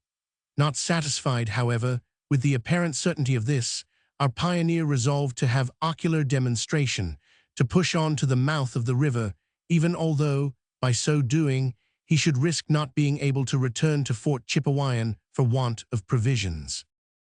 But now his men became so much discouraged that they did their utmost to induce him to turn back, and he felt convinced that if they had had it in their power, some of them would have left him to his fate. As Columbus did of old, in somewhat similar circumstances, he assured them that he would now advance only a specified number of days, 7, adding that if he did not then reach the sea he would return. Indeed, the low state of their provisions alone formed a sufficient security for the maintenance of his engagement. That evening, the 11th July, they pitched their tents near to a spot where there had been 3 encampments of the Esquimaux, and here Mackenzie sat up all night to observe the sun, being now in that realm of bright, unchanging day, which in winter becomes a region of continuous night. At 12:30, he called up Reuben Gough and his son and Swifterow, who were the most intelligent members of his party, to view a spectacle which they had never before seen. They thought, on observing the sun so high, that it was the signal to embark, and were about to rouse their comrades, when Mackenzie checked them, and it was with difficulty he persuaded them that the sun had not descended nearer to the horizon, and that it was then but a short time past midnight. It is but justice to Reuben and his party to say that they offered no opposition to their leader during the whole voyage. In regard to this, one speech made by Reuben will suffice to describe the spirit that animated him. "It don't do, Lawrence," said he, "to go for to interfere why them as leads. Be they wise or be they foolish, it ony makes matters woos to interfere why leaders, my lad. Therefore it's best always to hold your tongue and do your duty. What Monsieur Mackenzie is, it ain't for the likes of you and me to pretend for to judge. He seems to me an able, brave, and wise man, so my colours is nailed to the mast, d'ye see, as was said by the immortal Lord Nelson, and I've made up my mind to follow him to the end, through thick and thin. It's little right I would have to claim to be a pioneer if I didn't hold them sentiments." Them sentiments, we need scarcely add, were heartily echoed by his Indian friend and his son. The appearance of deserted native encampments still further confirmed Mackenzie in his belief that he had at length reached the land of the Esquimaux. Round their fireplaces were found scattered pieces of whalebone, and spots were observed where train oil had been spilt. The deserted huts also corresponded in construction with those which were known to be built elsewhere by the denizens of the far north. Several runners of sledges were also found, and the skulls of a large animal, which was conjectured to be the walrus. Here the land was covered with short grass and flowers, though the earth was not thawed above 4 inches from the surface. Beneath that all was frozen hard. The pioneers had now at last reached the entrance of what appeared to be a lake, which was in the neighborhood of the polar sea, if not that sea itself. But the variety of channels, the strength of currents, the shallowness of the water and quantity of ice with which it was beset, with the ignorance of their guide, rendered it impossible to make any further advance that season. The object of the expedition, however, had been accomplished. The largest northern river of America, estimated at 2,000 miles in length, had been traced from its source to its outlet in the polar sea. The nature of the country and its inhabitants had been ascertained. Coal and copper ore had been discovered. The region had been wrenched from the realms of terra incognita, and the energetic pioneer fixed the position of his most northerly discoveries in 69 degrees 7 minutes north latitude. Another fact which proved that they were within the influence of the sea was the rise and fall of the water, which could be nothing else than the tide. They caught a fish, also resembling a herring, which none of the party had ever seen except English chief, who declared it to be of a kind that abounds in Hudson's Bay. And finally, they beheld what settled the question, a shoal of white whales, which their Indian guide said was the principal food of the Esquimaux. It was no wonder that the discoverers found the navigation very intricate, because that great river, now named the Mackenzie, is known to empty its waters into the polar sea by innumerable mouths, which form a delta of about 40 miles in width. Storms, rain, and fogs threw additional hindrances in their way. There was, therefore, nothing left for it but to erect a post and take possession of the land in the name of the king. Homeward, after that, was the order of the day. But what a mighty distance off that home was. And after all, when reached it was but a log hut or two in a part of the vast wilderness which, regarded from a civilized land point of view, was itself the very confines of the known world. Our space forbids us to follow Mackenzie and his men on their arduous and interesting return voyage. Suffice it to say that they dragged the canoes by means of lines against the strong current for a large portion of the way, and after incurring innumerable dangers from natives, rapids, storms, and starvation, they reached the Lake of the Hills and landed at Fort Chipewyan on the 12th of September 1789, having been absent for the long period of 102 days.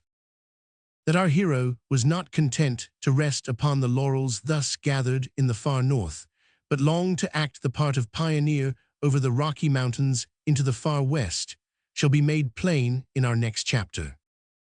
Chapter 7. A voyage of discovery to the far west planned and begun. 3 years passed away, during which period Mackenzie, being busily occupied with his arduous duties as a fur trader, could not carry out the more noble purposes of discovery on which his heart was set. But a time at length arrived when circumstances permitted him to turn his eyes once more with a set purpose on the unknown wilderness of the West. Seated one fine morning about the beginning of spring, in his wooden residence at Fort Chipewyan, he observed Reuben Gough passing the window with an axe on his shoulder, that worthy, with his son and Swifterow, having engaged in the service of the fur traders at the end of the late expedition. Opening the door, Mackenzie called him in. "Where are you bound for just now, Reuben?" "To dinner, monsieur." "Reuben," said Mackenzie, with a peculiar look, "has all your pioneering enthusiasm oozed out at your finger ends?" "No, monsieur," replied the man, with a slight smile, "but Lawrence and I have been thinking of late that as Monsieur Mackenzie seems to have lost heart, we must undertake a voyage au discovery on our own account."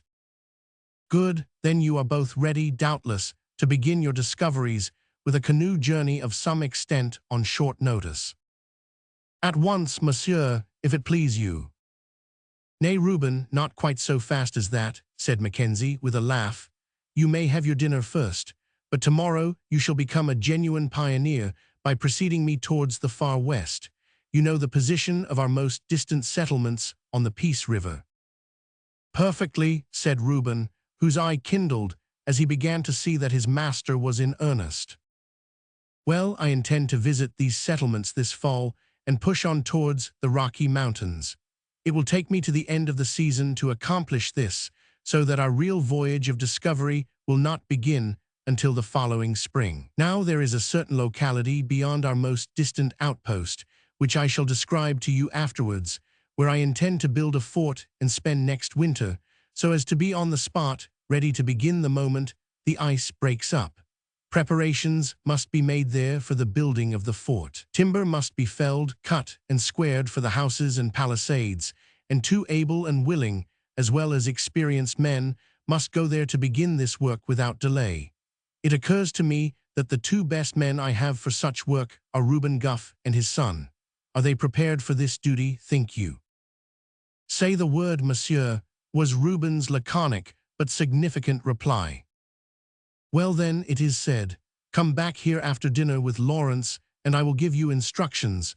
You shall start tomorrow at daybreak." Reuben bowed and left the hall with a light step. Next day, he and his son started on their journey in a small birch-bark canoe. On the 10th of October, Mackenzie followed in a canoe of larger dimensions. He visited several establishments of the district of which he had charge, ascended the Peace River towards its unknown sources, gave good advice to the several bands of Indians whom he met with by the way, and generally strengthened the hearts and hands of his agents. Passing the last outpost on the river, he pushed on, until finally he reached his intended winter quarters on the 1st of November, not a day too soon, for the river was already being covered with its winter coat of ice. Here he found Reuben and Lawrence, bronzed and hardened with toil and exposure.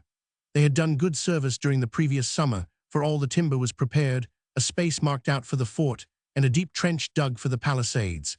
Here also were found a band of natives, amounting to about 70 men, anxiously awaiting the arrival of the chief, as they styled Mackenzie, and thirsting especially for tobacco and rum, both of which, unlike the natives of the far north, they were particularly fond of. To build a fort in a few weeks, consisting of a dwelling house and several stores, with palisades 18 feet high, in the midst of frost, so intense that their axes sometimes became as brittle as glass, and living in tents the while, exposed to the storms of wind and snow peculiar to a Hyperborean clime, was a feat which, if detailed, would fill a volume. We are constrained to dismiss the subject in a line. Thus curtly, also, must we treat the winter. Yet some points we cannot forbear to touch on, illustrative as they are of some curious experiences of the fur traders. The Indians there were unusually ignorant of medical science, and when ill applied to Mackenzie, believing, with childlike simplicity, that he certainly knew everything and could do anything. One woman came to him with a swelled breast, which her friends had lacerated with flints in order to cure it. This failing, they had blown on it, but with similar want of success. Mackenzie knew not what to do, but bringing common sense to bear on the case, he made the poor creature keep it clean. She was naturally dirty, poulticed it several times, and anointed it with healing salve. In a short time, a perfect cure was effected. After that, an Indian, while at work in the woods, was attacked with a sudden pain near the first joint of his thumb, which disabled him. He appealed to Mackenzie, who, to his surprise, found a narrow red inflamed stripe about an inch wide, extending from the man's thumb to his shoulder. The pain was very violent and accompanied with chilliness and shivering. Mackenzie admits that the case was quite beyond his skill, but as it was necessary to relieve the Indian's mind, he attempted a cure. He prepared a kind of volatile liniment of rum and soap, with which he ordered the arm to be rubbed. The success of this treatment was doubtful, because at first it drove the man mad, and the red stripe not only increased, but extended in the form of several blotches on the body, and was accompanied by pains in the stomach. Seeing this, our amateur doctor fell back on the old plan of bleeding, an operation which he had never before performed. The result was marvelous. The following night the man was much better, and ere long was restored to his former health, and filled with gratitude. Again, on another occasion, a young Indian's gun burst and maimed his hand so that the thumb hung by a mere strip of flesh. When he came to the fort, his wound was in a very offensive state. His friends had done their best for him, but as their panacea for everything consisted in singing or howling and blowing on the affected part, he was not perceptibly the better for their exertions. The youth's life being in danger, Mackenzie once more tried his skill. He applied to it a poultice of bark stripped from the roots of the spruce fir, having first washed the wound with the juice of the bark. This proved to be a very painful dressing, but it cleaned the wound effectually. He then cut off the pendant thumb and applied a dressing of salve composed of Canadian balsam, wax, and tallow dropped from a burning candle into the water. As before, the treatment was successful, insomuch that the young redskin was soon in the hunting field again and brought an elk's tongue as a fee to his benefactor. During the winter, he was visited by a few Rocky Mountain Indians, who gave him some important information, namely, that the Peace River in the mountain districts was interrupted by numerous bad rapids and falls, and that, towards the midday sun, there was another great river whose current ran in an opposite direction, the distance between the sources of the two rivers being short. The winter, with its dreary storms and bitter colds, at length passed away, and genial spring returned. As soon as the ice broke up, Preparations were made for an immediate start. Their large birchbark canoe had been overhauled and repaired. Her dimensions were 25 feet long inside, 2 feet 2 inches deep, and 4 feet 9 inches wide. She carried goods for presents, provisions, arms, ammunition, baggage, etc., to the extent of 3,000 pounds weight, with a crew of 10 men, including their chief. Yet she was so light that 2 men could carry her when empty for 3 or 4 miles without resting. They had no small canoe on this voyage. Their hopes, and it may be truly said their lives, were dependent on this solitary and frail conveyance. As we have said, Mackenzie took 9 men with him on this occasion, our friends Reuben, Lawrence, and Swifterow being among the number, and 2 of them being young Indian hunters of that region, who were supposed to be acquainted with at least part of the route they were about to pursue and who were to act as interpreters. English chief had long before left his former master, and no women were allowed to go with the party. Even Darkeye was left behind. There was one other member of the party whom we must not omit to mention, namely, a large dog named Wolf. On the 9th of May 1793, Mackenzie left the fort in charge of his interpreter, pushed off into the waters of the Peace River, turned the canoe's bow westward, and the voyage of discovery began. A few days afterwards, they passed through scenery which all confessed was the most beautiful they had ever beheld. "'Tis like a glimpse o' paradise," exclaimed Reuben, as the whole party rested on their paddles for a few minutes to gaze upon it. "Ho!" exclaimed Swifterow, with a nod to his friend, which evidently was meant for assent. "Betterer nor the Hudson," said Doucette, one of the Canadians, with a look of admiration. "Does it beat Scotland, monsieur?" asked Lawrence, with a somewhat sly expression. "Well, ahem," replied Mackenzie with hesitation. "It's not exactly, that is, it is vastly different and truly magnificent. They won't compare, Lawrence, they won't compare."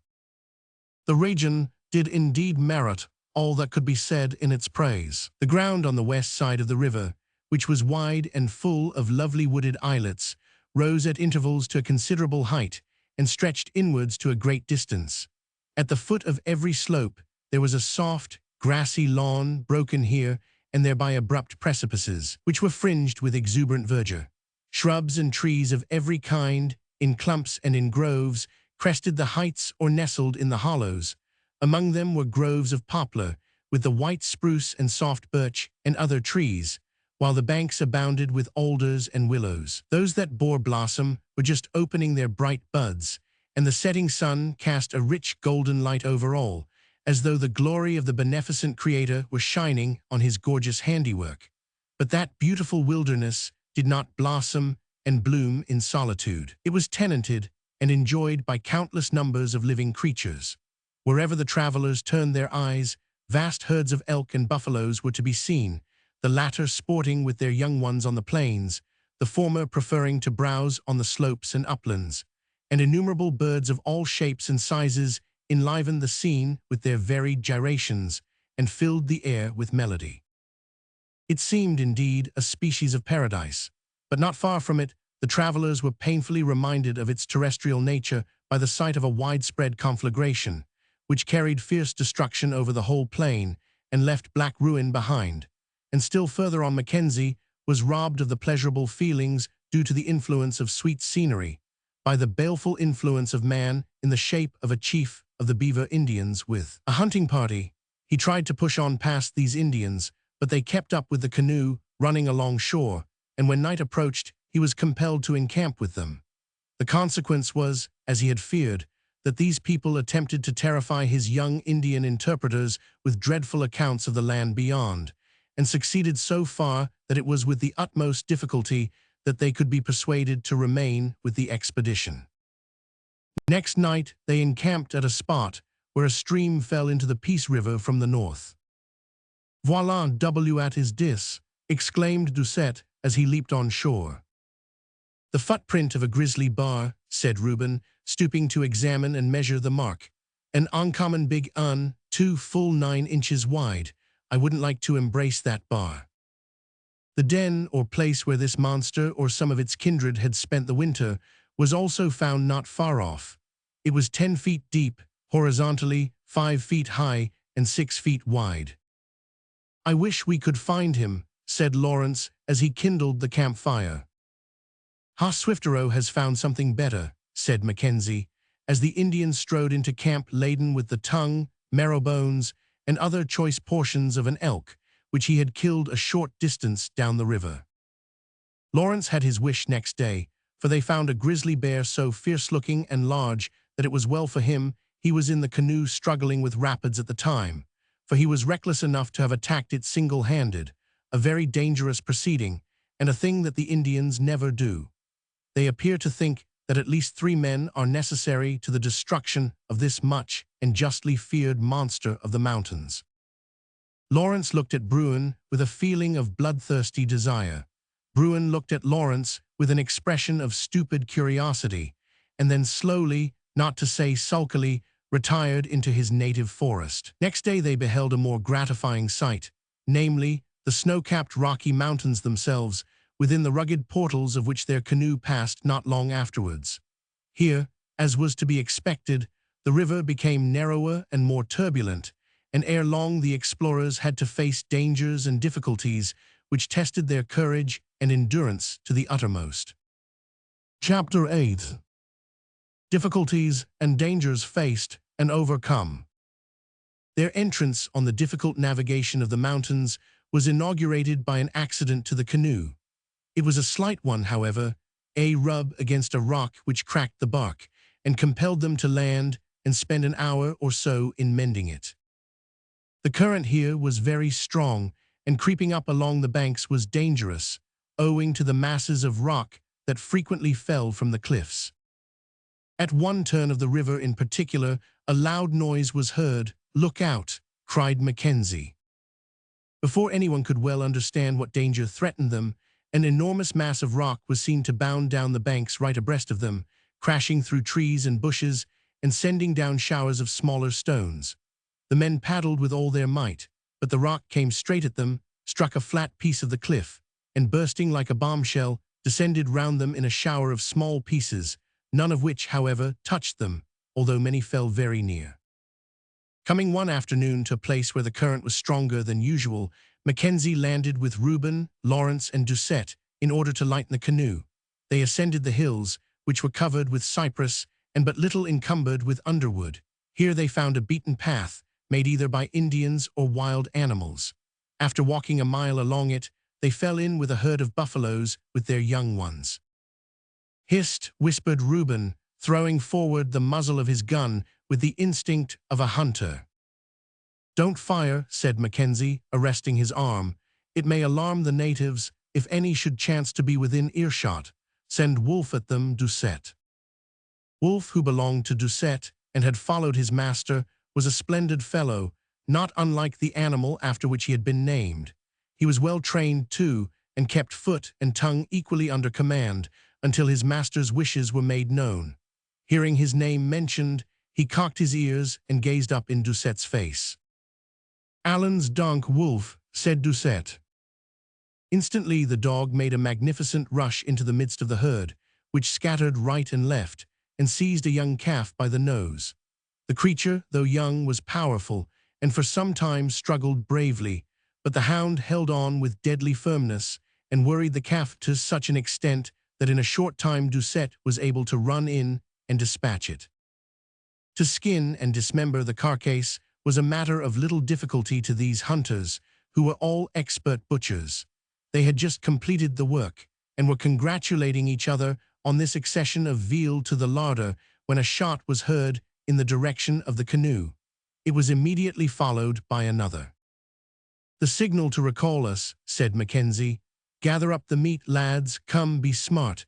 Give them a couple of shots," Reuben in reply. The shots were fired, and pushing down the hill through very close underwood, they soon came upon the canoe at the foot of a rapid, which it was deemed impossible to ascend. What seemed impossible to some of his men, however, was by no means impossible to Mackenzie himself. He surveyed their position, saw that the succession of rapids above were indeed impracticable on that side of the river, but observed that on the other side it seemed possible to continue the ascent. The chief danger lay in attempting to cross with a heavily laden canoe, but the attempt was made and proved successful. The dangers and mishaps which now assailed them in succession were enough to have damped the ardor of the most resolute pioneer, but there are some natures which cannot be quelled, whose motto in all circumstances seemed to be victory or death. Of such a spirit was Alexander Mackenzie, although some of his men would fain have turned back. Indeed, the overcoming of their objection to proceed sometimes cost him more trouble than overcoming the difficulties of the navigation. On reaching the other side of the river, they towed the canoe along an island and advanced well enough till they reached the extremity of it, when the line had to be exchanged for the paddles.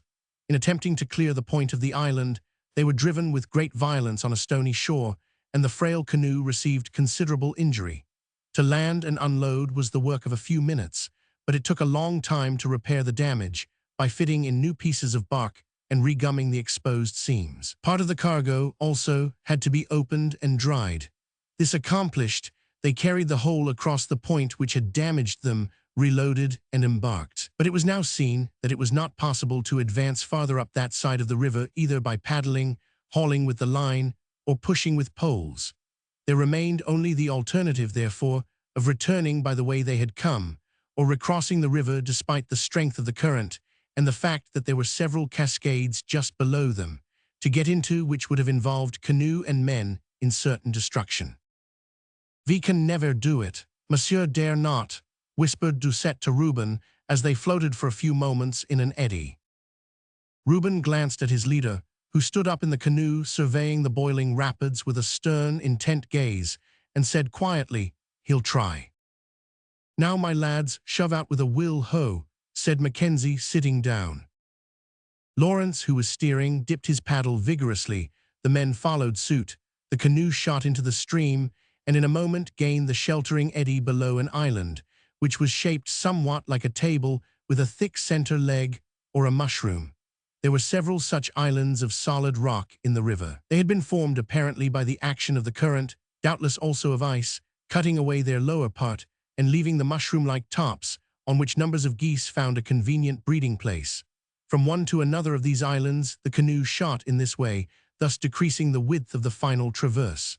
They paused a little longer at the last island, then shot into the stream, and with a splendid sweep, gained the other side. But here their case was little improved, for the current was almost as violent as that from which they had escaped.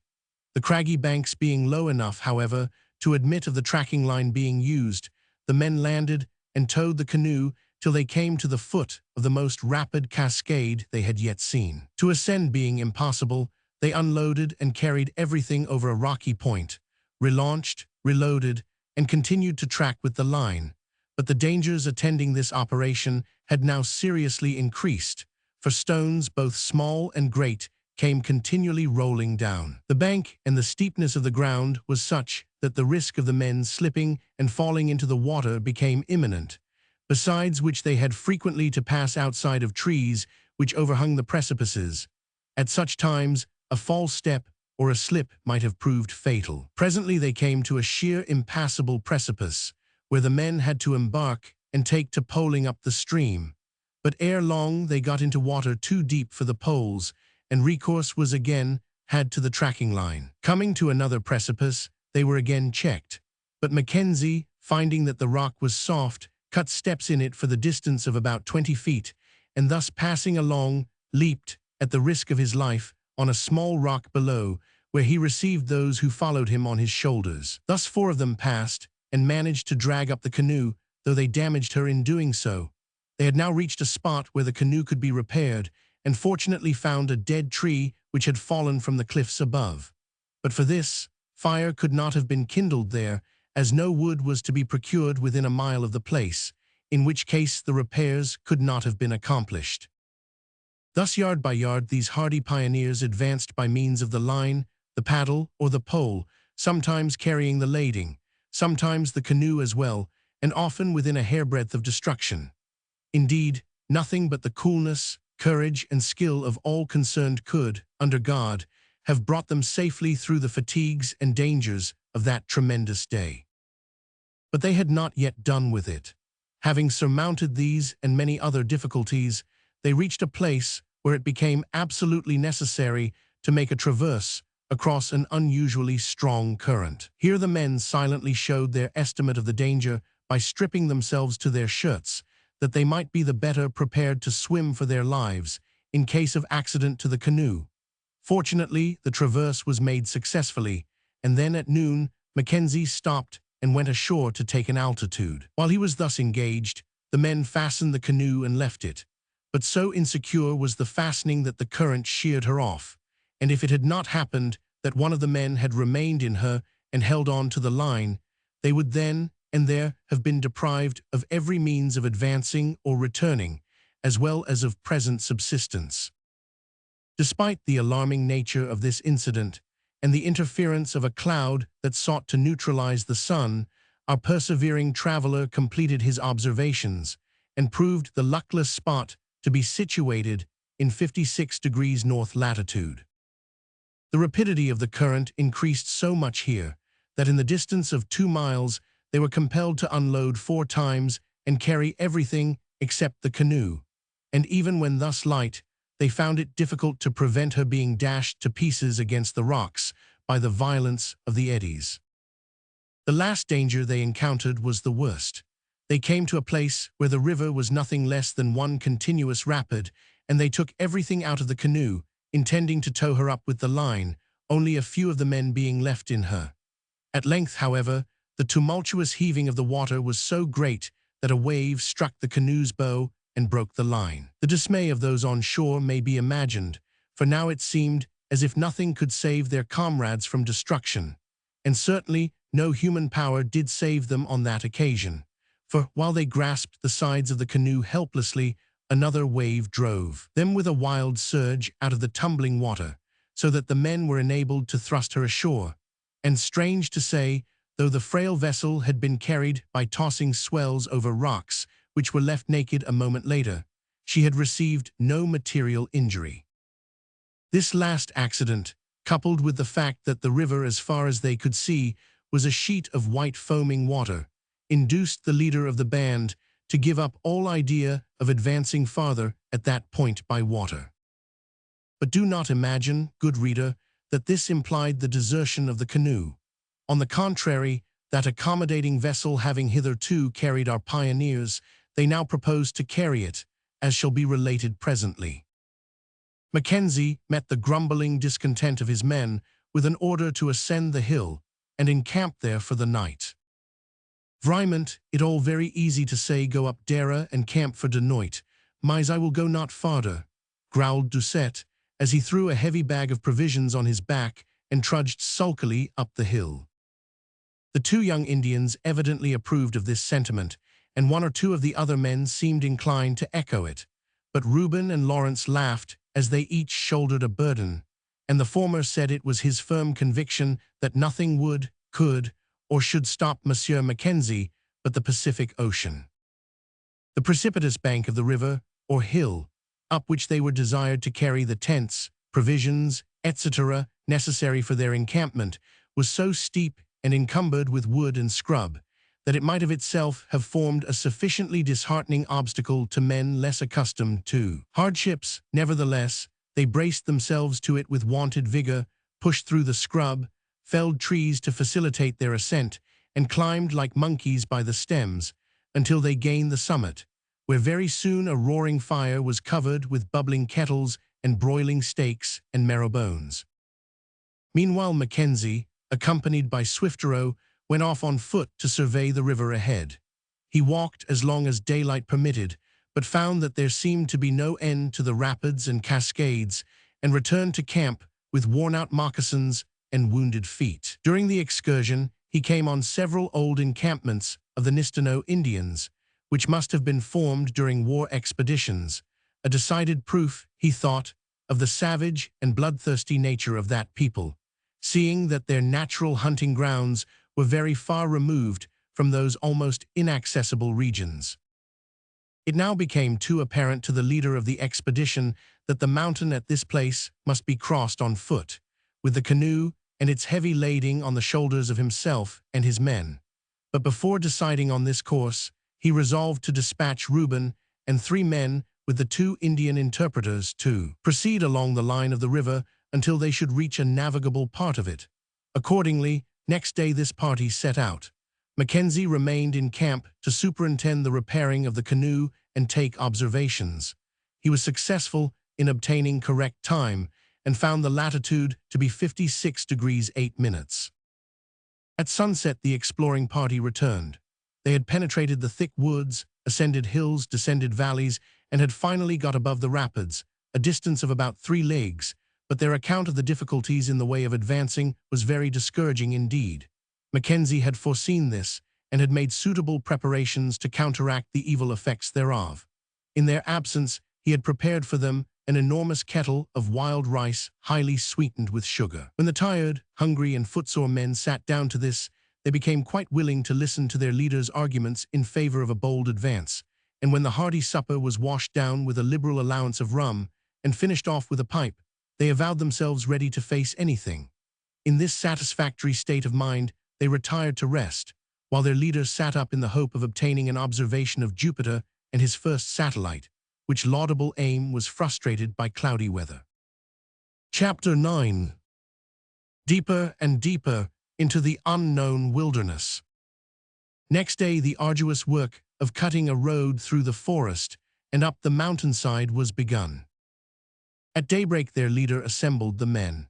"Now, my lads," said he, "the work before us for the next 2 or 3 days will be very stiff, but it would be a disgrace to us if, after having come so far, we were so soon, only a little beyond the middle of May, to give in because of a few difficulties. Besides, I am strongly of opinion that we cannot now be far from the height of land, and you know well enough that the moment we set foot on the other side of the topmost ridge of the mountains, it will be all downstream. Let us set to work, then, with a will.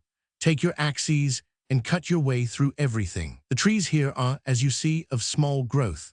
Cut those of them that stand conveniently in such a way as that they shall fall parallel with the intended road, but don't sever them quite through so that they make a sort of railing on each side. Come, Lawrence, I'm glad to see that you are ready to begin. Like a good pioneer, show them an example."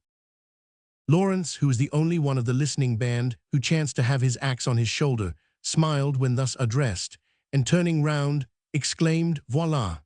as he swayed the axe aloft and sent it sweeping at one stroke through a young tree, which fell with a crash and covered half of the party with its branches.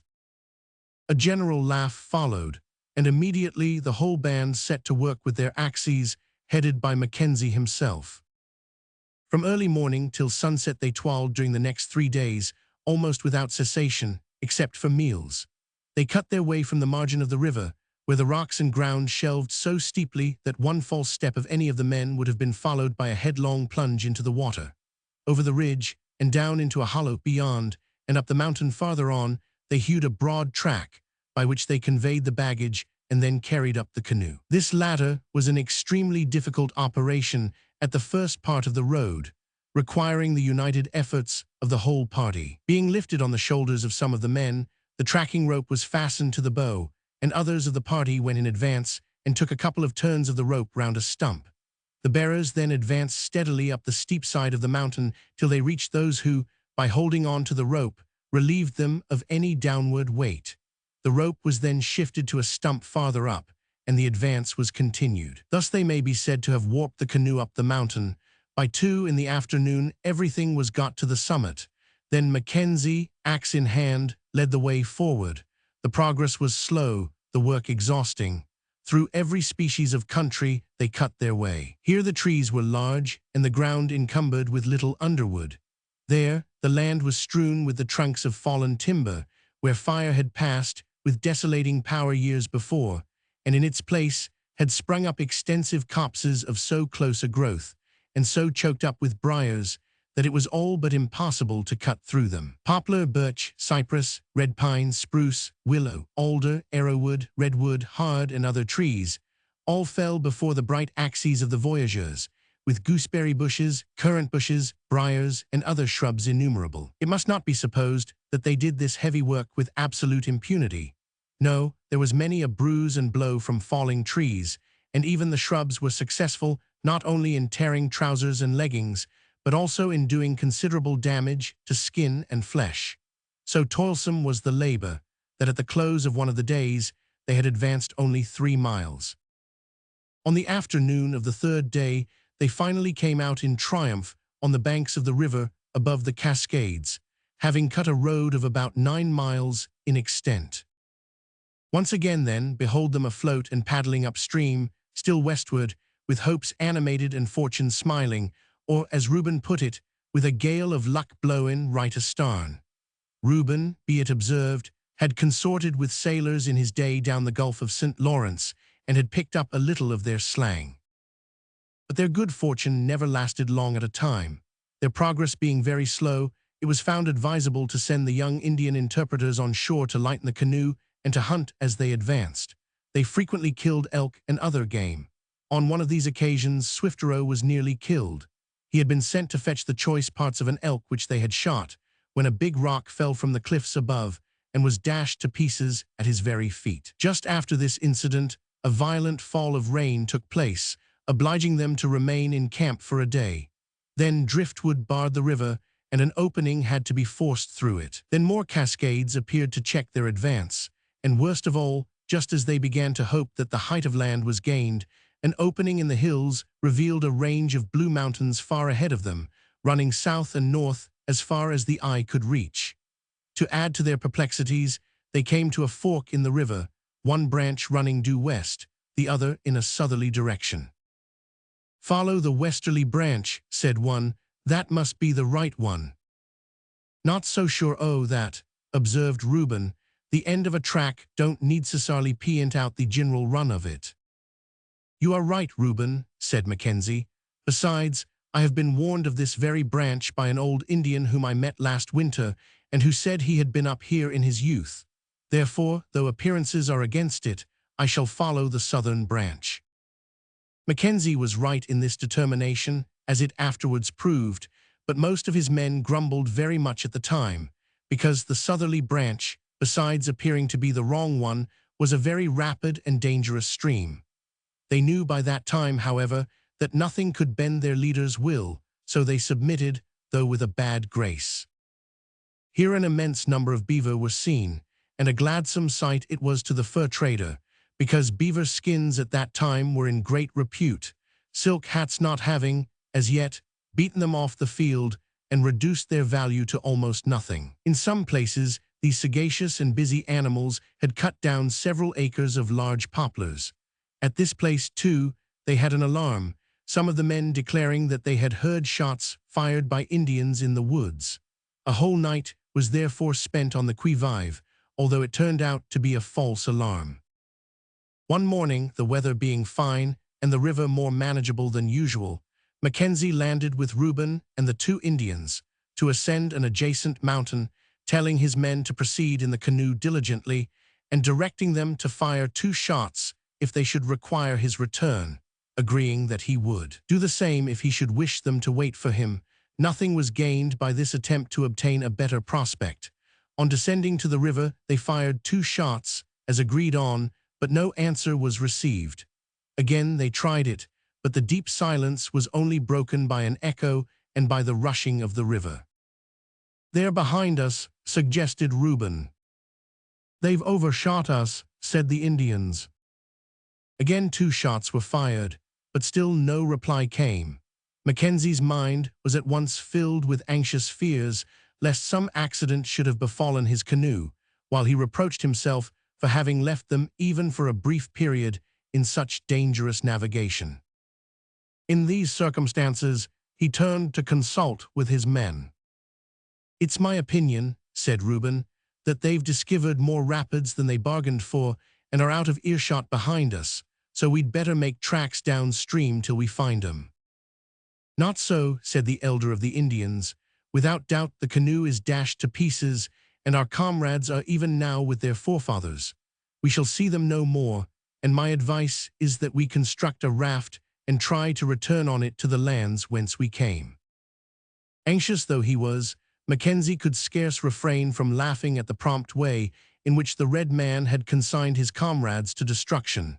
"Come," said he, "we won't give them up quite so readily as you seem inclined to. We shall make at least one effort to find them." It was now arranged that Reuben and one of the Indians should remain at the spot where they then were, kindle a large fire, and send branches down the stream from time to time, as a signal to their comrades if they chanced to be below, and that Mackenzie with the other Indian should walk up the bank of the river several miles. This was done, but they returned after some hours to the fire, having seen nothing of the canoe.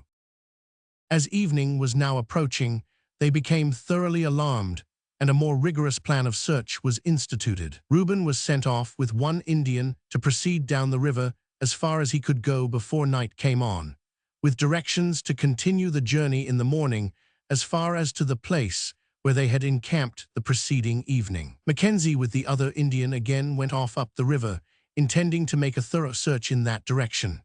They had no food with them, but having their guns and the means of making fire, they had no anxiety on that score, except in regard to an immediate meal, for game was scarcer than usual at that particular spot. It was agreed that if both should fail of success, they were to return to the place where they then separated, but their anxieties were brought to an end sooner than they had hoped for. Not very long after parting, Mackenzie heard a very far-off shot, and then another, and in a few minutes, an answering double shot at a still greater distance. These being the concerted signals, he knew that the canoe party must have been discovered by Reuben.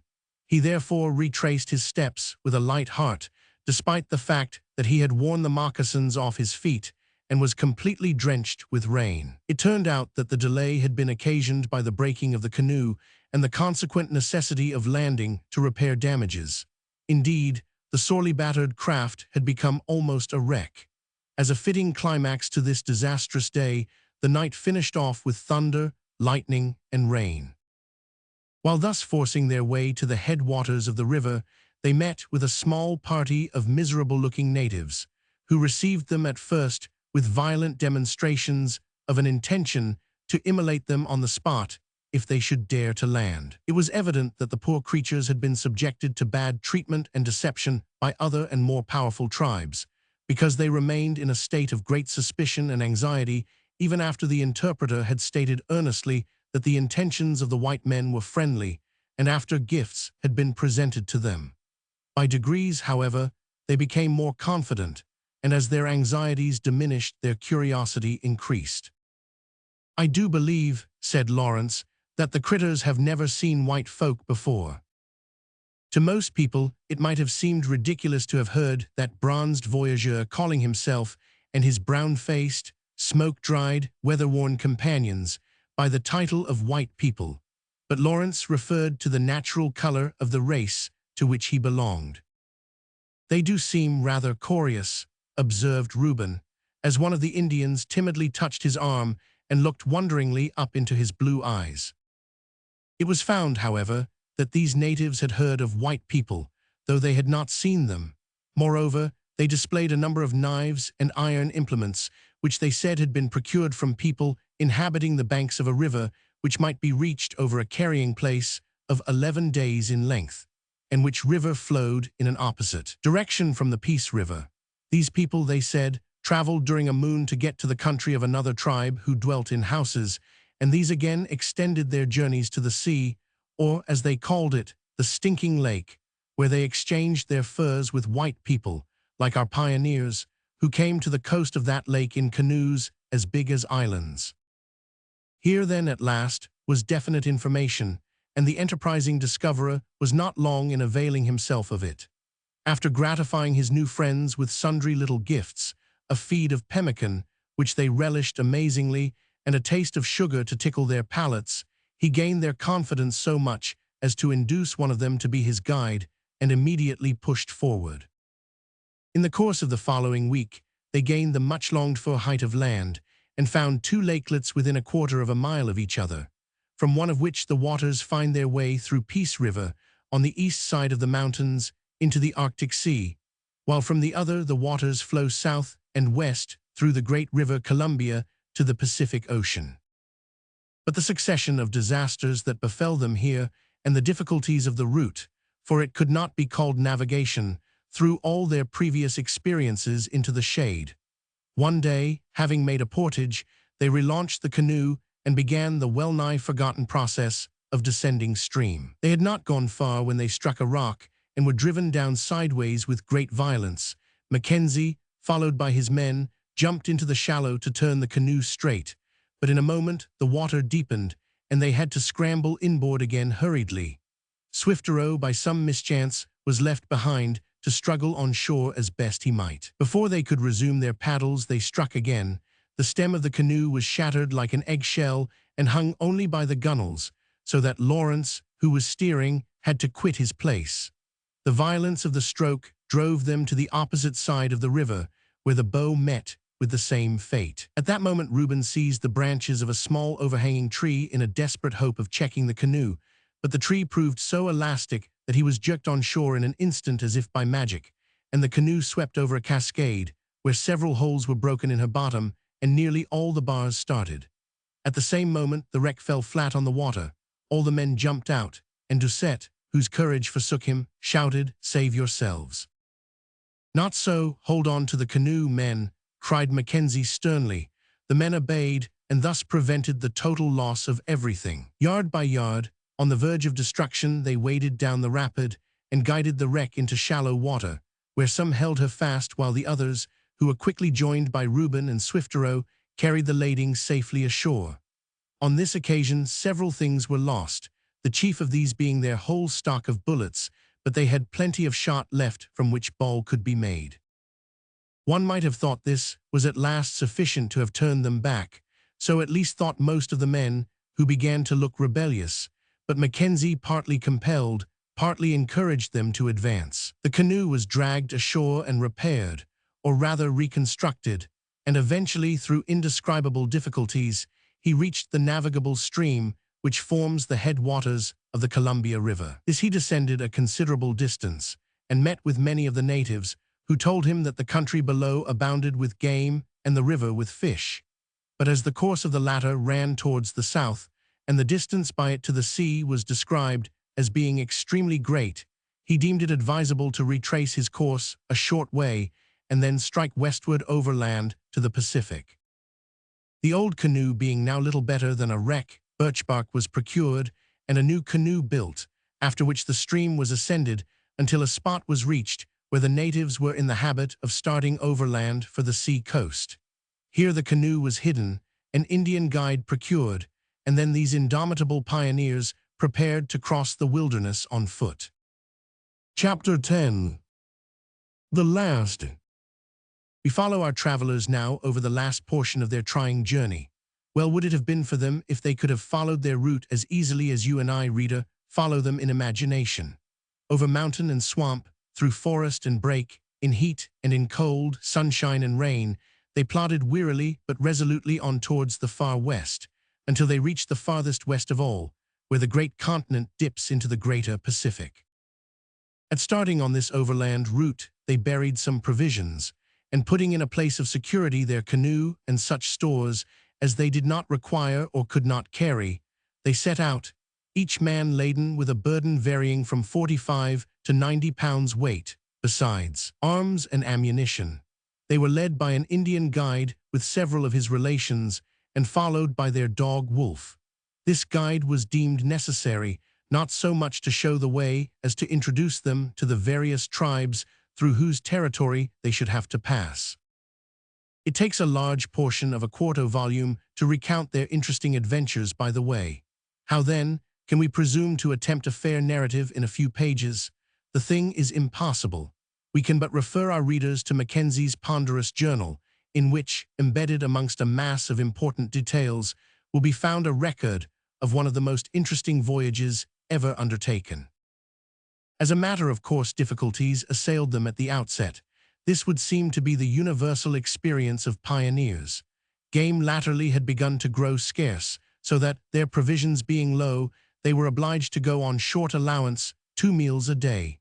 Their food, being pemmican, required no cooking. Mingled heat, mosquitoes, sandflies, and a rugged country, with short commons and danger as well as worry from savages, was the beginning and pretty much the middle and end of their experience. They were soon joined by an elderly man and 3 other natives, and not only did these 3 Indians, but all the others along the route, harassed them by their caprice, unfaithfulness, and childish petulance and self-will. One day their guide resolved to leave them. Then, without being solicited to stay, he changed his mind and went on with them. Again, one night, at a time when they were anxious not to lose him, Mackenzie, who knew he meant to take leave quietly, asked him to sleep with him. He willingly consented, the white man's cloak being a snug covering, and thus was he guarded. But his guardian suffered severe consequences owing to the filthy state of the Indian, whose garments were indescribable, his body being smeared with red earth and his hair with fish oil. Coming to a lake, they observed the sky grow very black. A thunderstorm brewing, suggested Reuben. In camp and up with the tent, boys, said Mackenzie. The tent, it was a misnomer, their only shelter being a sheet of thin old cloth and the overhanging trees. Down came a deluge that kept them very close for a time. Then, on resuming the march, the guide was requested to go in advance and brush the water off the bushes, but he coolly declined. Mackenzie himself therefore undertook the duty. During this storm, the ground was rendered white with hailstones as large as a musket ball. The third day they met natives who received them well. These were going to the great river to fish, and seemed, unlike many other tribes, to venerate age, for they carried on their backs by turns a poor old woman who was quite blind and infirm. Farther on they met other Indians on their way to the same great river, which abounded with salmon.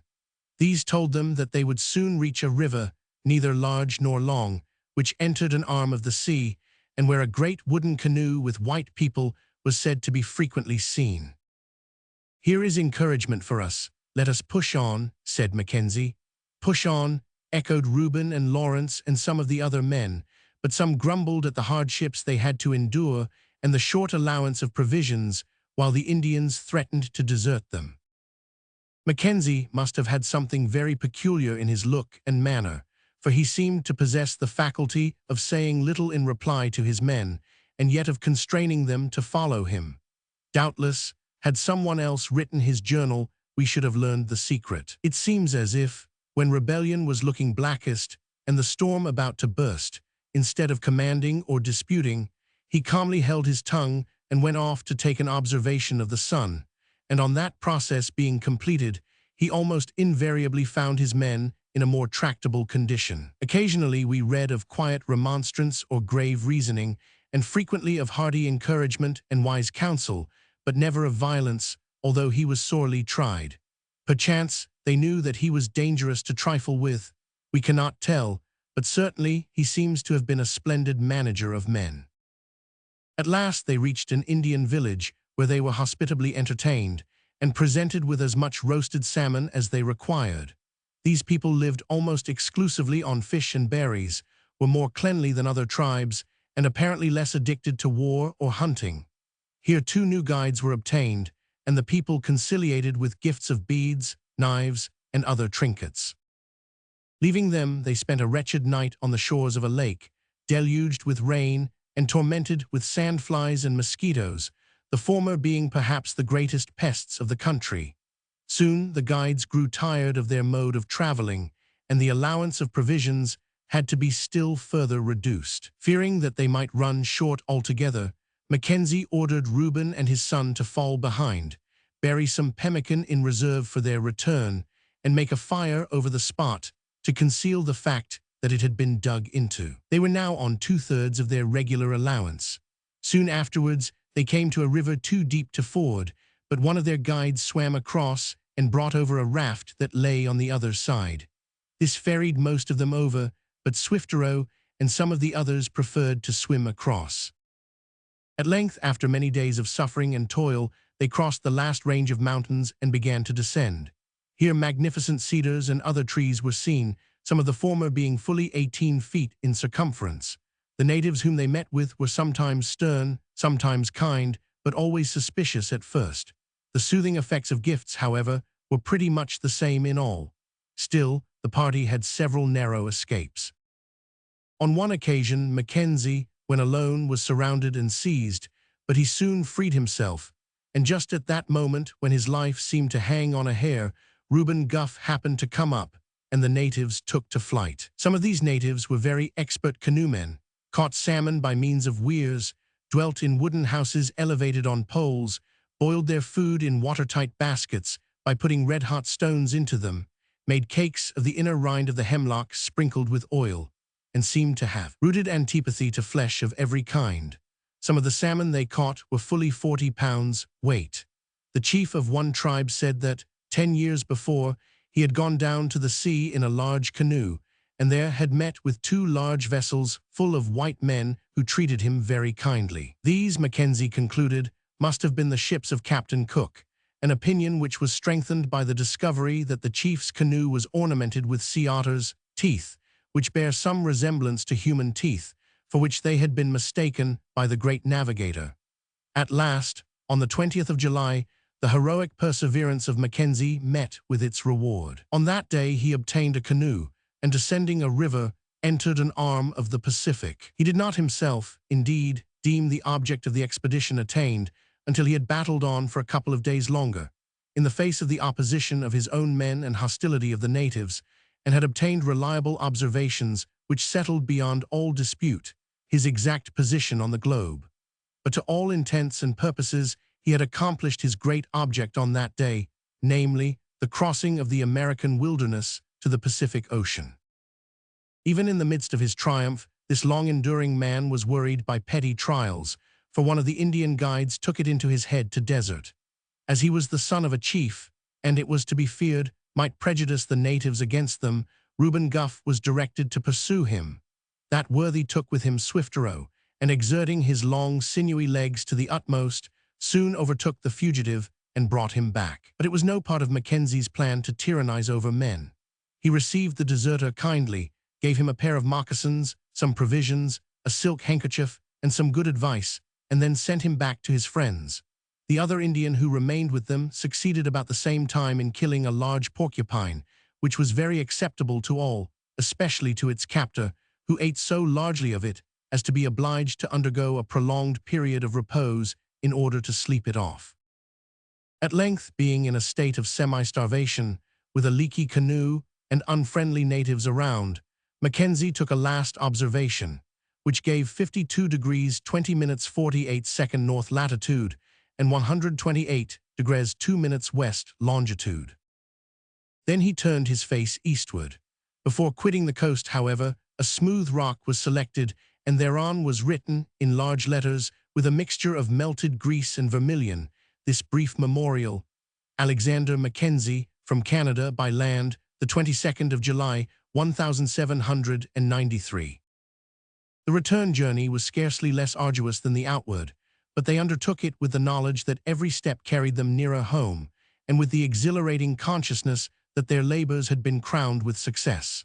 Besides this, they now knew what lay before them each day as far as the route was concerned, and at the various places where provisions had been secreted, the party was strengthened and enabled to advance with greater vigor. On arriving at the great river, they found their canoe, goods, and provisions just as they had left them about 5 weeks before.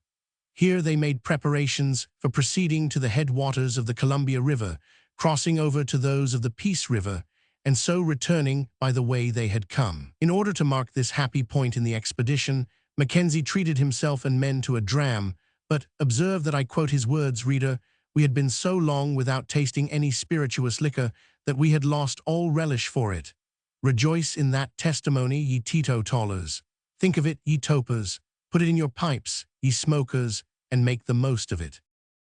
"Nearing home at last, boys," said Mackenzie many weeks afterwards, as, having descended the turbulent Peace River, they rounded a point of land and came in sight of their old winter quarters.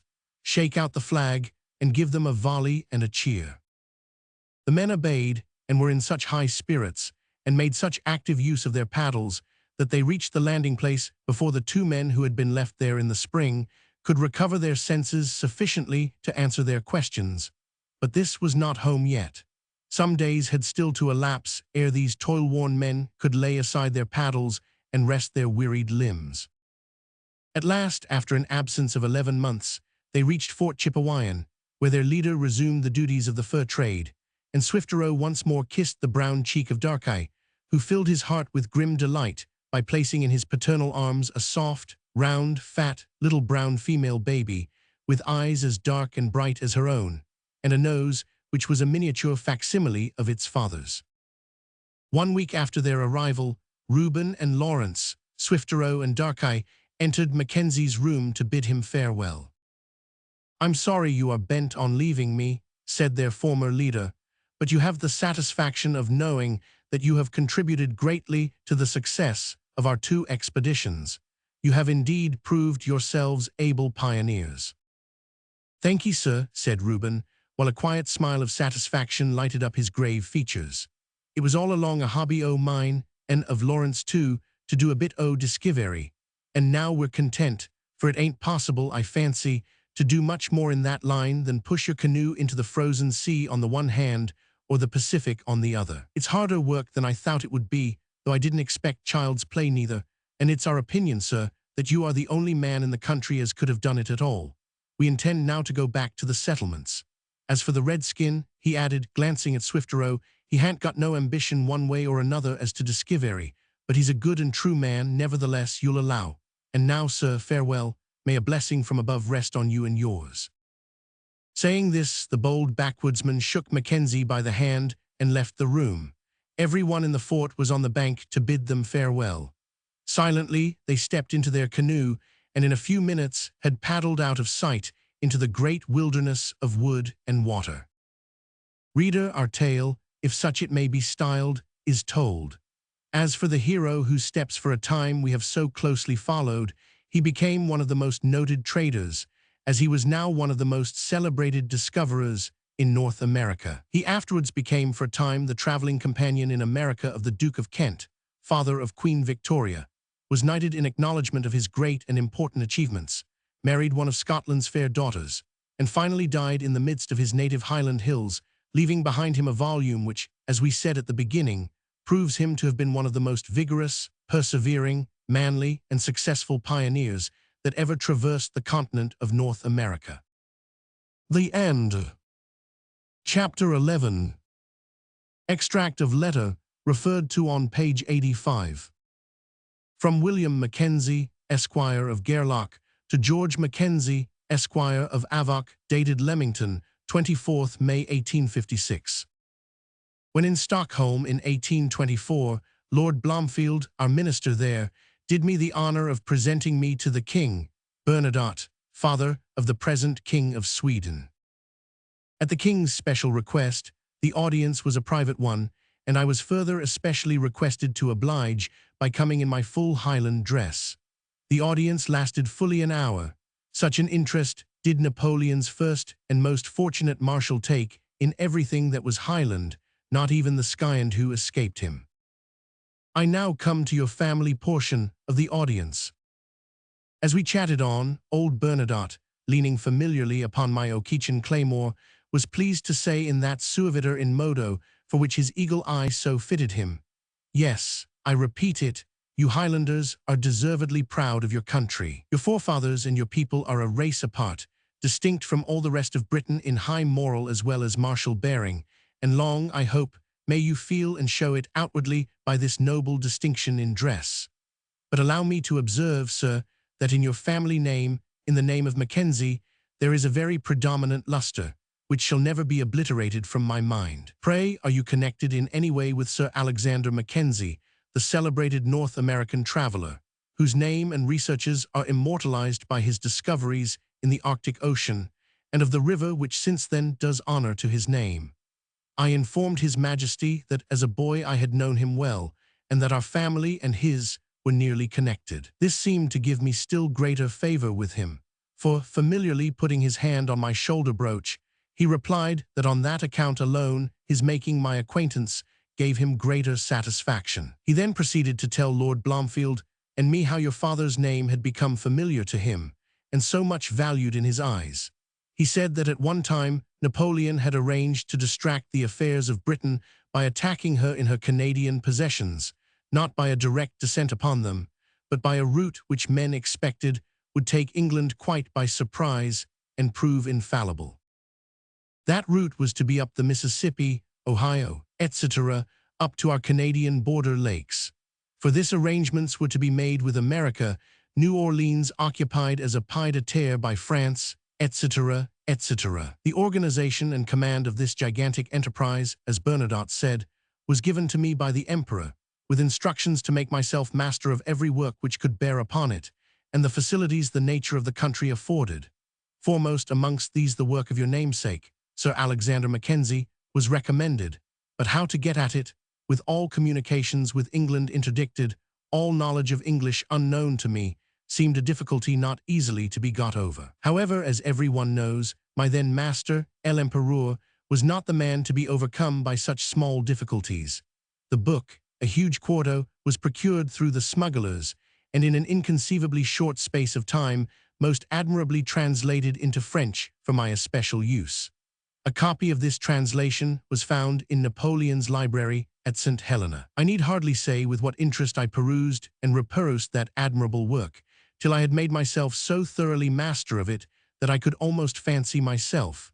This he said laughing heartily, taking your Canadas en revere from the upper waters, and ever since I have never ceased to look upon the name and think of the author with more than ordinary respect and esteem.